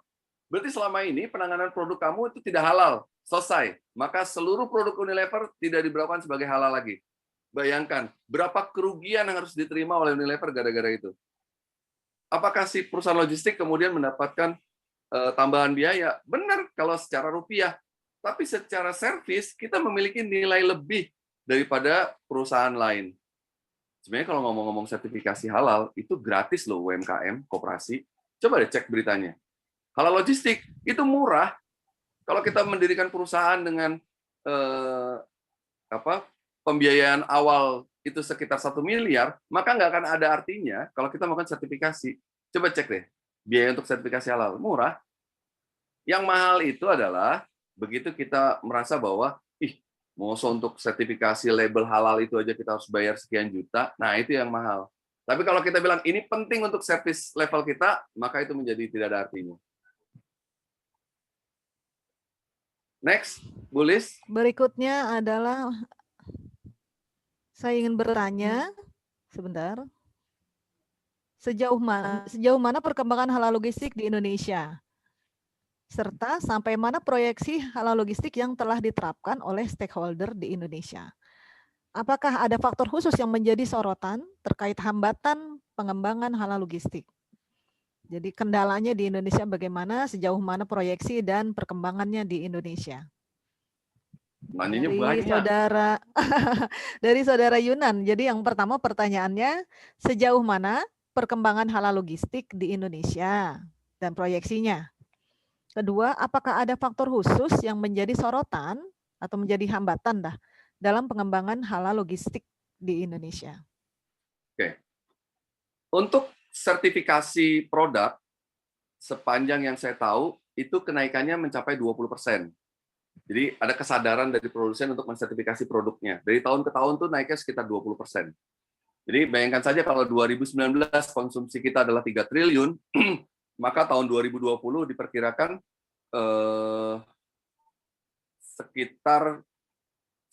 kalau sertifikasinya itu menaik 20%, maka transaksinya itu diperkirakan naik 5-6% per tahun. Bisnis logistiknya itu naik sekitar 16-17% per tahun. Ya, itu di luar transaksi yang ekspor dan impor, yang angkanya berkisar antara, kemarin saya lihat terus antara 1 sampai 1,5 triliun dibanding yang domestik. Ya, begitu besar potensinya, termasuk kenaikannya. 5-6% itu baru kenaikan transaksi halalnya ya. Kalau logistiknya 16-17%. Kemudian bagaimana perkembangannya di halal di Indonesia? Dengan meningkatnya orang ataupun organisasi untuk melakukan sertifikasi, itu merupakan suatu improvement di Indonesia untuk proses baik produk maupun logistik halal. Di Indonesia itu sudah ada beberapa halal hub, seperti di Serang, itu ada sekitar 500 hektar. Di Cikarang itu ada sekitar 110 hektar. Kemudian di Pelabuhan Tanjung Priuk itu ada Siwai khusus halal. Kemudian ada beberapa perusahaan yang punya kawasan pergudangan halal. Kemudian ada mungkin Patimban, nih Julius, dan teman-teman yang lagi mengincar Pelabuhan Patimban yang sedang dibangun, Agustus besok rencananya beroperasi, itu kemungkinan akan ada satu space untuk halal logistik. Jadi kalau teman-teman sekarang merasa bahwa saya bingung nih berkarir di mana gitu ya, setelah lulus kuliah, lulusnya cuma logistik doang semuanya. Coba ambil pelatihan tentang halal, nanti ngelamar kerja di perusahaan-perusahaan yang halal production, halal logistik, itu jauh lebih mudah. Karena kita tahu speknya rekan-rekan itu sudah jelas punya sertifikasi halal. Ya, kira-kira gitu sih, Bu Lis. Tentunya ini cukup complicated ya, Pak Anom. Masalah halal logistik ini cukup complicated. Saya hanya sedih aja ya melihat kita kok sebagai negara berpenduduk muslim di dunia terbesar gitu ya, kalah dengan negara-negara lain dalam memajukan halal logistik ini. Benar, Bu. Di Jepang, Korea, Australia itu tiap tahun tumbuhnya lebih dari 20 bahkan sampai 30% untuk sertifikasi halal. Kita tuh jauh tertinggal dari negara-negara yang notabene non-muslimnya majority. Tapi karena itu kesadaran bahwa hal itu penting, bukan untuk umat muslim juga, tapi untuk kesehatan, toiban, lagi-lagi toiban, maka negara-negara tersebut jauh lebih cepat pertumbuhannya daripada di Indonesia. Ya, kita doakan kita sama-sama memajukan halal logistik dan halal production di Indonesia.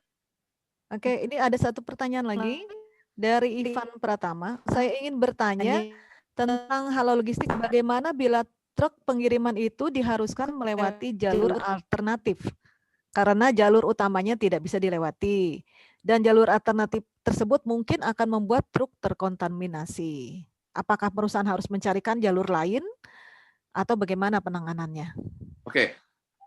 Halal itu kaku tapi luas. Contohnya gini, kalau kita di hutan belantara dan tidak ada makanan lain, hanya ada babi, maka kita diperkenankan makan babi. Tapi bukan berarti kita jadi doyan babi gitu ya. Hanya sekedar kita bertahan hidup. Begitu pula jalur alternatif dari logistik halal. Kalau memang jalurnya itu sudah tidak memungkinkan, maka kita diperkenankan untuk melewati jalur lain yang mungkin terjadi kontaminasi. Oleh karena itu sebelum berangkat, truknya itu harus dipastikan tidak terjadi kebocoran, tidak terjadi celah di mana akan ada barang-barang non halal yang masuk ke dalam box truk. Sehingga begitu melewati jalur tersebut, kondisi truknya masih kondisi vakum halal, jadi tidak ada produk non halal yang masuk ke dalamnya. Jadi kira-kira seperti itu, Bu Lis.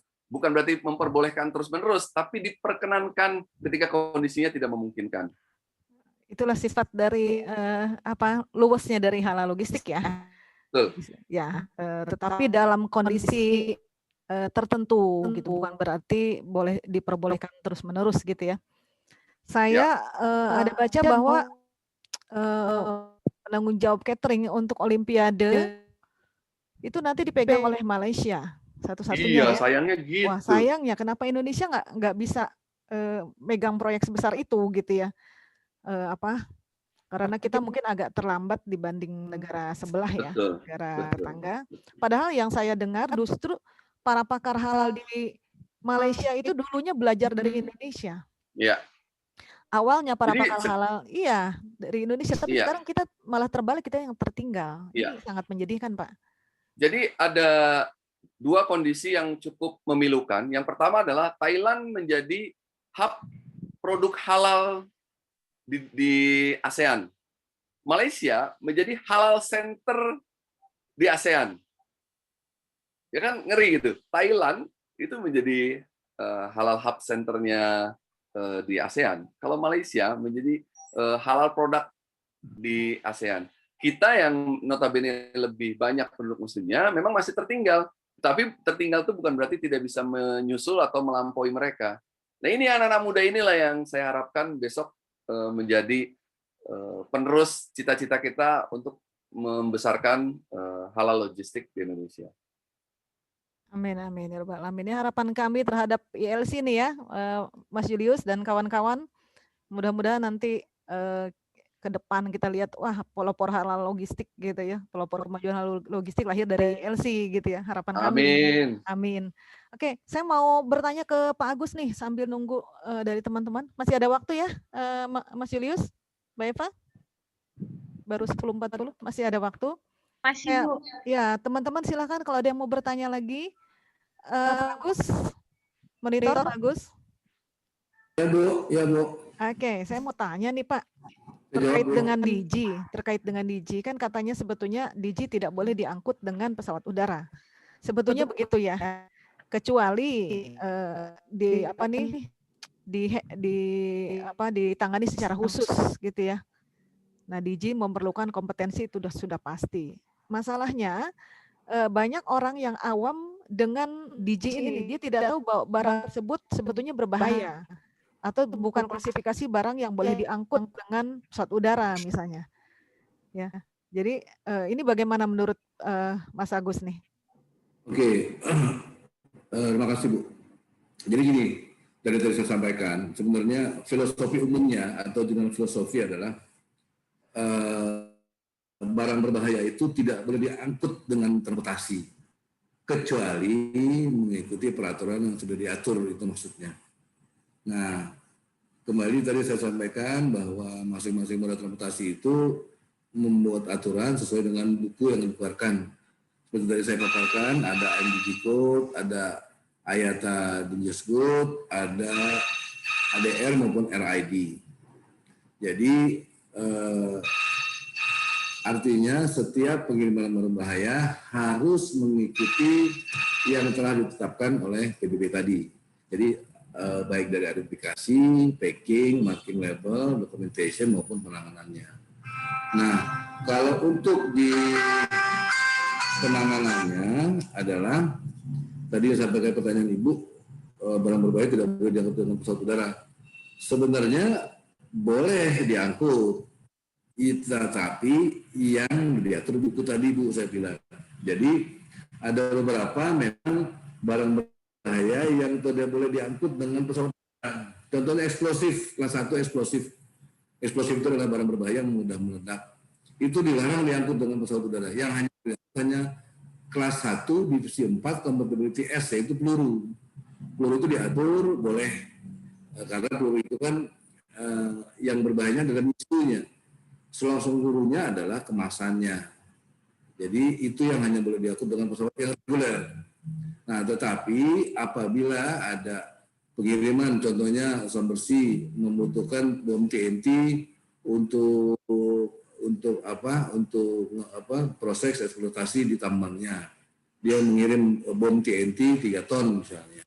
Indonesia itu ada penyimpanan eksplosif di Pulau Momon, di Kepulauan Riau sana. Nah, kalau menggunakan udara berarti boleh menggunakan regular flight, artinya pesawat yang terjadwal. Jadi harus regular flight. Jadi kita harus charter satu pesawat itu khusus untuk pengiriman eksplosif tadi. Karena di Indonesia ada aturannya, setiap pengiriman kelas 1 itu harus izin dari Kapolri. Nah, dalam pelaksanaannya 2 anggota polisi Republik Indonesia mengawal pengirimannya, ikut on board di pesawat itu, gitu. Itu jawabannya. Jadi boleh asalkan mengikuti aturan yang diterapkan di buku itu. Itu. Baik. Ini saya mau bertanya dulu mengenai G. Nanti ada juga pertanyaan, masih ada pertanyaan untuk Pak Anom. Saya Gilang Arya ingin bertanya, di saat pandemi seperti ini, apakah ada penanganan khusus tentang pengiriman DG, di mana kemungkinan barang tersebut berbahaya dan mudah terpapar virus? Apakah penanganannya harus khusus? Jadi kalau dalam Dangerous Goods Regulation yang diatur adalah kargonya. Misalnya contoh penumpang ke Arab Saudi harus suntik, kalau umroh atau haji harus suntik vaksin meningitis. Nah, ada pertanyaan, Pak, bagaimana kalau orang tersebut terinfeksi? Nah, definisi dangerous good adalah, good itu adalah artinya adalah barang, jadi barang-barang berbahaya. Jadi yang kita atur adalah pengiriman barangnya, bukan orang yang sakit atau binatang yang sakit. Karena itu beda. Nah, dalam kondisi pandemi ini, jadi kalau di-clear jelas, tadi saya sampaikan dalam PowerPoint saya, bahwa salah satu adalah pengiriman sampel COVID-19. Dulu kan bulan Juni tahun lalu kan di daerah seluruh sampel dari COVID-19 itu dikirim ke Jakarta untuk melakukan pengetesan positif atau tidak. Nah, kalau itu jelas itu adalah barang terinfeksi untuk melakukan pengetesan apakah positif atau tidak. Nah, kalau itu jelas bahwa itu harus ditangani dengan khusus. Bagaimana penanganannya? Yang tadi saya sampaikan, harus diidentifikasi, harus dikemas, harus diberi marking label, harus ada namanya shipper declaration, dan penanganannya harus sesuai apa yang diatur di dalam moda transportasi kita yang tadi. Itu. Pak Agus, ini ada satu pertanyaan lagi mengenai DG.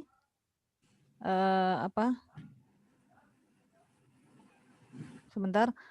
Dari Siva Hanifa, saya ingin bertanya bagaimana penanganan untuk vaksin COVID-19 di Indonesia yang termasuk ke dalam barang DG. Pihak mana saja yang melakukan penanganan pendistribusian vaksin di Indonesia tersebut? Oke, jadi vaksin ini bukan DG. Vaksin ini adalah masuk dalam klasifikasi spesial kargo, yaitu wet kargo atau kargo basah. Kenapa basah? Karena dia harus ditangani dengan suhu minus lebih kecil dari 6 degree. Dengan kategori vaksin itu sendiri dia tidak DG, tetapi untuk menggunakan mempertahankan suhu tersebut, shipper dalam hal ini kalau di Indonesia vaksin ini adalah yang mengatur adalah Kemenkes. Jadi ini masih pemerintah. Jadi Kemenkes kemudian meeting lah dengan DPPBU, dengan DKP, Direktorat Kelayakan Pesawat Udara dan Direktorat Keamanan Penerbangan membahas masalah pengiriman biji, khususnya masalah vaksin ini. Untuk pemerintah menanyakan kepada para operator, jadi kami pun diundang oleh DPPU untuk menjamin dalam pelaksanaan pengiriman ini sehingga vaksin tersebut tidak rusak. Nah, dry ice itu sendiri masuk kategori DG, yaitu UN 1845 dry ice. Nah, tapi ada keterangan di buku Baik Darat, Laut, Timur, Udara, ada namanya Special Provision.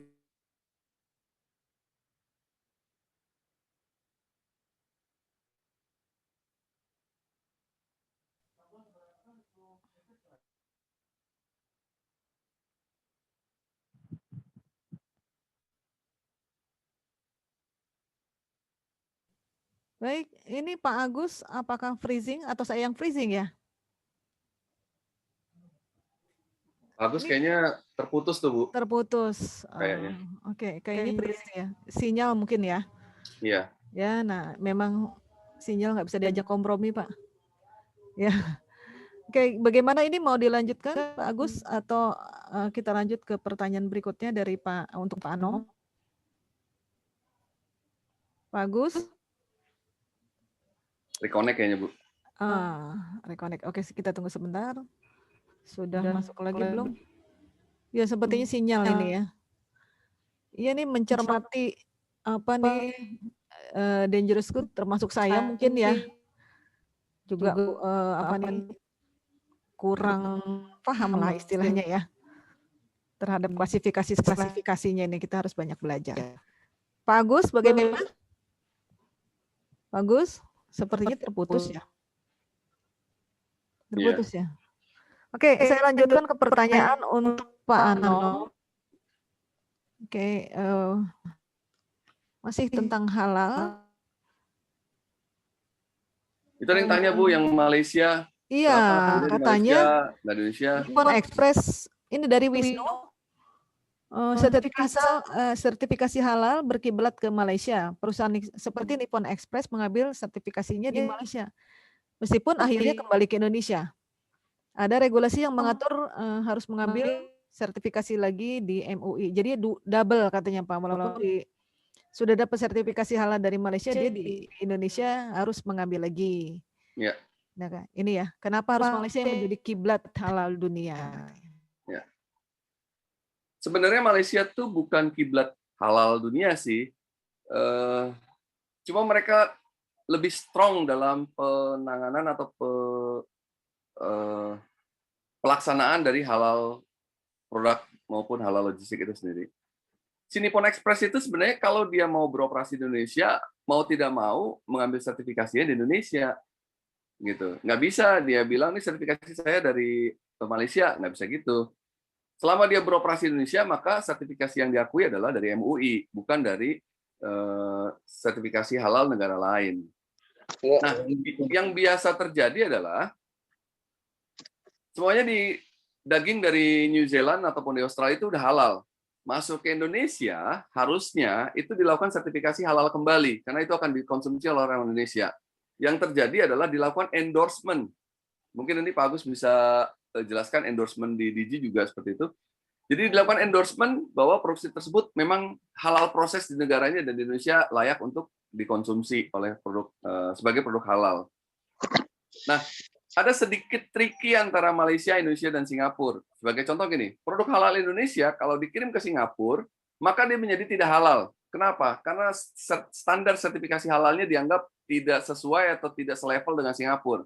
Oleh karenanya, produk tersebut dikirim dulu ke Malaysia, di label halal di Malaysia, baru bisa dijual di Singapura.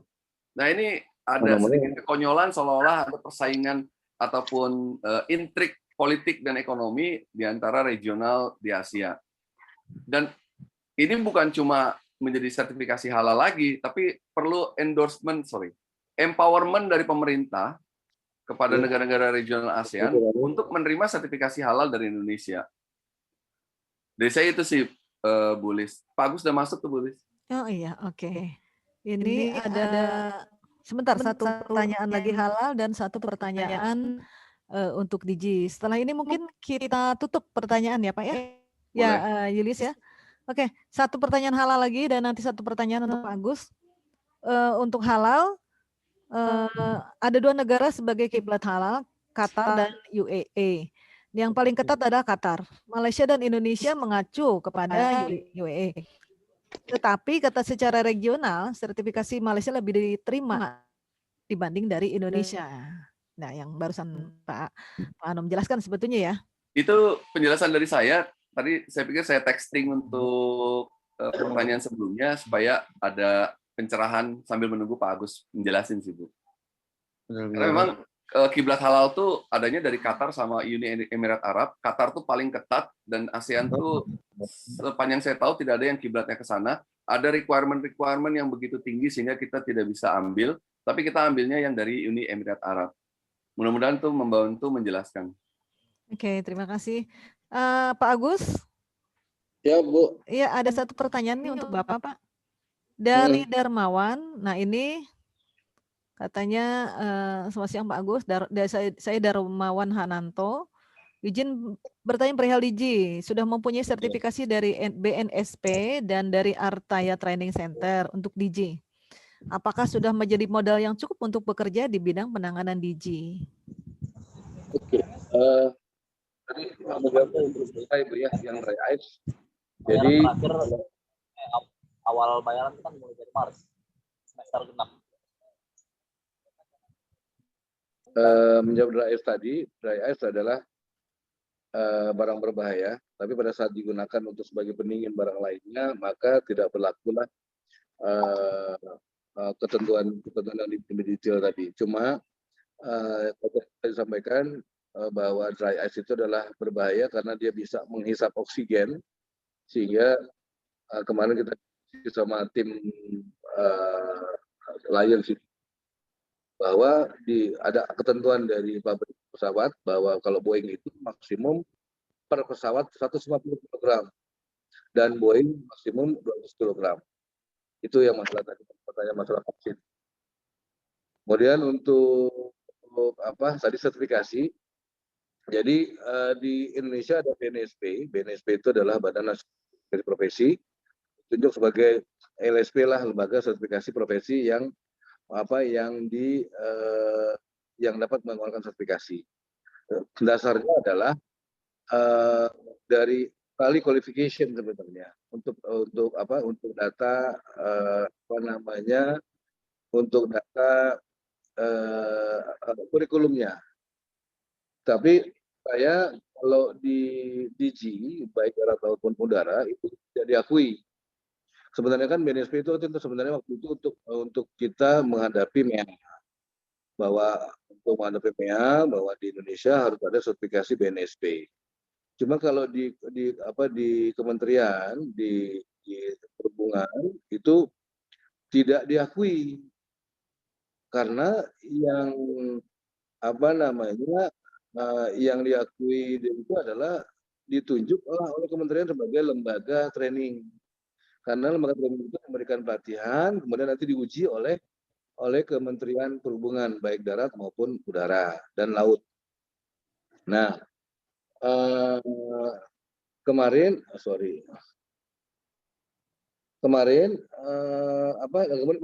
udara itu ada tipe dari DG itu ada beberapa tipe sertifikasi. Ada tipe A itu adalah DG pengetahuan keseluruhannya, tipe B untuk ground handling, kemudian tipe F untuk inspektur, dan juga ada namanya awareness. Nah, yang dikeluarkan oleh Training Center itu hanya awareness. Kalau tipe A dan tipe B itu 5 hari pelatihan dan nanti diuji oleh kementerian, kemudian keluar namanya STKP, surat tanda kompetensi personil.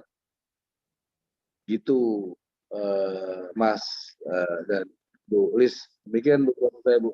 Baik, terima kasih. Ya, dari informasi yang saya dengar nih, wahana multi logistik juga ya sekarang mulai yang tadi kan menangani mau jadi pelopor untuk UN packaging ya Pak ya? Iya Begitu ya Bu, Pak sudah Agus? Bu, sudah Sudah ya? keluar.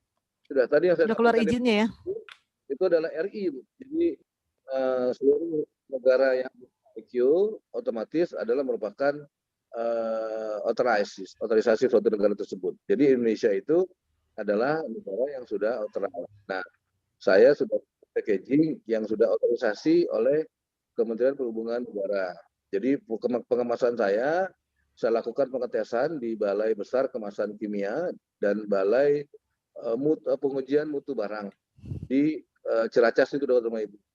Nah, setelah melakukan pengetesan itu lolos sesuai dengan apa yang diatur di buku ayat tadi itu section 6 ada namanya test performance packaging. Kalau di ayat itu part 1 part 6 juga mengenai tes performance packaging. Di situ dilakukan bagus misalnya kan harus water resistant. Jadi bukan berarti anti air tapi water resistant. Dilakukan pengetesan air sekian menit, itu tidak menyerap. Kemudian ada namanya drop test, dijatuhkan 1,8 meter dengan kondisi barang ada di dalam kemasan tersebut. Kemudian ada namanya stacking test, ditumpuk dan seterusnya. Nah, itu kita lakukan. Jadi itu lolos dari BBKK dan PMBB tadi, baru Kementerian Perhubungan melakukan sertifikasi bahwa memang kemasan kami layak atau memang sudah menjadi kemasan UN packaging. Begitu Bu. Alhamdulillah ya. Jadi nggak terlalu, kalau kemarin-kemarin impor terus gitu ya untuk UN packaging, nanti kita bisa teman-teman mungkin bisa menghubungi Pak Agus nih. Kalau untuk halal untuk baik untuk training atau misalnya untuk penanganan halal bisa menghubungi Pak Anom. Saya bukannya sedang promosi tapi begitulah adanya. Baik, pertanyaan terakhir dari Darmawan Hananto sudah dijawab oleh Pak Anom ya di chatting. Jadi menurut Pak Anom ada HP Logistik, Ironbird, Tunex, Dewata Freight International. Perlu saya infokan Dewata Freight International ini adalah perusahaan di mana Pak Anom sebagai GM-nya. Ya, silakan ini di browsing katanya. Ini ada sedikit ini. Teman-teman, terima kasih banyak untuk pertanyaannya. Sebenarnya kalau kita mau diskusi ini akan panjang dan lebar gitu ya, terkait dengan waktu yang terbatas. Nanti kapan-kapan kita buat lagi sosialisasi atau diskusi mungkin nantinya. Mungkin yang berikutnya diskusi yang lebih seru ya terkait dengan perkembangan Digi dan halal logistik di Indonesia. Saya bisa simpulkan bahwa untuk career ready bagi kita semua, terutama rekan-rekan mahasiswa, harus dimulai dipersiapkan dari sekarang di bangku kuliah, baik itu mau kompetensi halal maupun Digi ataupun kompetensi lainnya warehousing dan lain sebagainya. Jangan ragu untuk mengambil, apalagi di musim pandemik ini ada banyak training online dengan biaya lebih murah dibanding kalau kita offline. Nah, ini pergunakan kesempatan sebaik-baiknya. Karena apa? Tidak hanya cukup ijazah pada saat kita lulus nanti, tidak cukup ijazah, tapi kompetensi yang sekarang dibutuhkan. Untuk sebagai contoh, mungkin kita bisa lihat Ketua ILC kita, Mas Julius. Saya tahu banget nih etos kerjanya Pak Julius ini orangnya memang ulet banget. Beliau bisa mencari ilmu itu, misalnya contoh ke Kalog, beliau seminggu ya bolak-balik ke Kalog ya, bolak-balik hanya untuk belajar, pengen tahu seperti apa sih nih proses pengangkutan barang lewat kereta api. Jadi kita jangan hanya santai di rumah, selesai kuliah main game, itu udah nggak musimnya lagi. Isi waktu, cari ilmu sebanyak-banyaknya. Dunia ini luas gitu, dunia ini luas. Mau jadi memiliki kompetensi apapun, ayo lakukan dengan serius dari sekarang. Supaya apa? Supaya kita ready untuk karir kita ke depan. Baik, jadi ini dari saya kembalikan kepada host. Terima kasih. Selesai ini udah.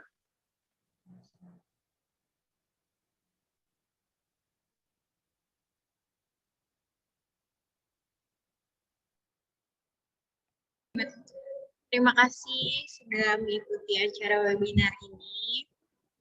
Sekali lagi untuk diingatkan kembali buat yang belum mengisi link registrasi, diharap segera mungkin untuk mengisi link registrasi. Link yang terdapat di chat ya, teman-teman.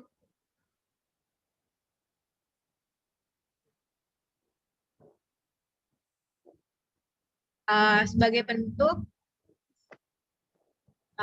saya mengucapkan terima kasih yang sebesar-besarnya kepada para pembicara, kepada Liz, Pak Anom, Pak Agus. Terima kasih atas waktunya, terima kasih atas ilmunya. Semoga bermanfaat buat kita semua.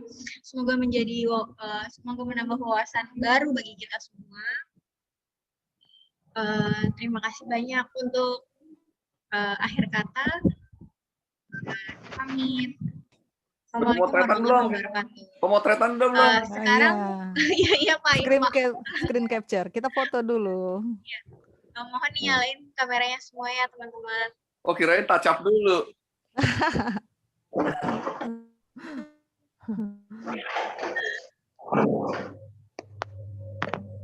Kan ada sesi foto. Jempolnya dong. Jempolnya nggak kelihatan. Kameranya boleh dinyalain. Gak usah malu-malu, belum pernah mandi ya.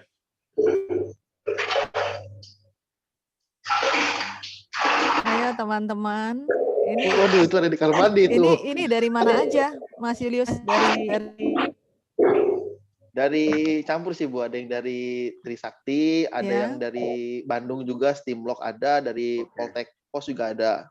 Very good. Oke, Gitu. terima kasih teman-teman Kemarin dari Pertamina juga masih ada yang masuk, cuman kita kan ada limited. Iya. Iya, lain sama kali. UIC kemarin juga ada ngubungin. Iya. Mudah-mudahan di masa yang Iya. akan datang kita bisa menggunakan Zoom yang unlimited ya. Saya atas nama teman-teman dari ITL, terima kasih kepada teman-teman dari Poltek Pos, dari Steamlog, dari ITL Trisakti, dari sekolah lain yang saya tidak sebutkan namanya. Terima kasih.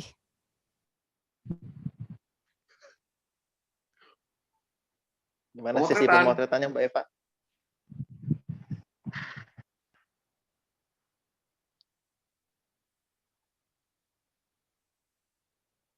Jangan di-mute Mbak Eva.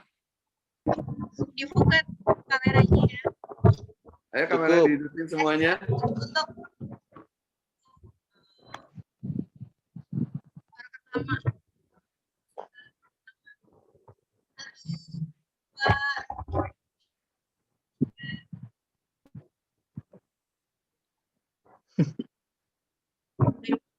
Udah berhitung belum Eva? 1, 2, 3 Pak tadi. Oh, nggak kedengeran. Lagi nggak berasa. Ada lagi. 1,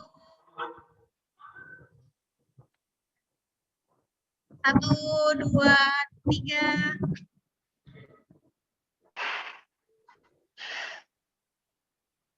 Lagi yang kedua Om. Ya. Sudah ya, saya live ya. Tulis. Saya live ya. Oke. Thank you semuanya ya. Ya. Salam sehat selalu. Terima kasih semuanya. Ya, berkabar. Terima kasih. Terima kasih Pak Anom, Pak Agus, teman-teman di IRC. Terima kasih banyak. Assalamualaikum warahmatullahi wabarakatuh. Waalaikumsalam. Ada, terima kasih. Iya.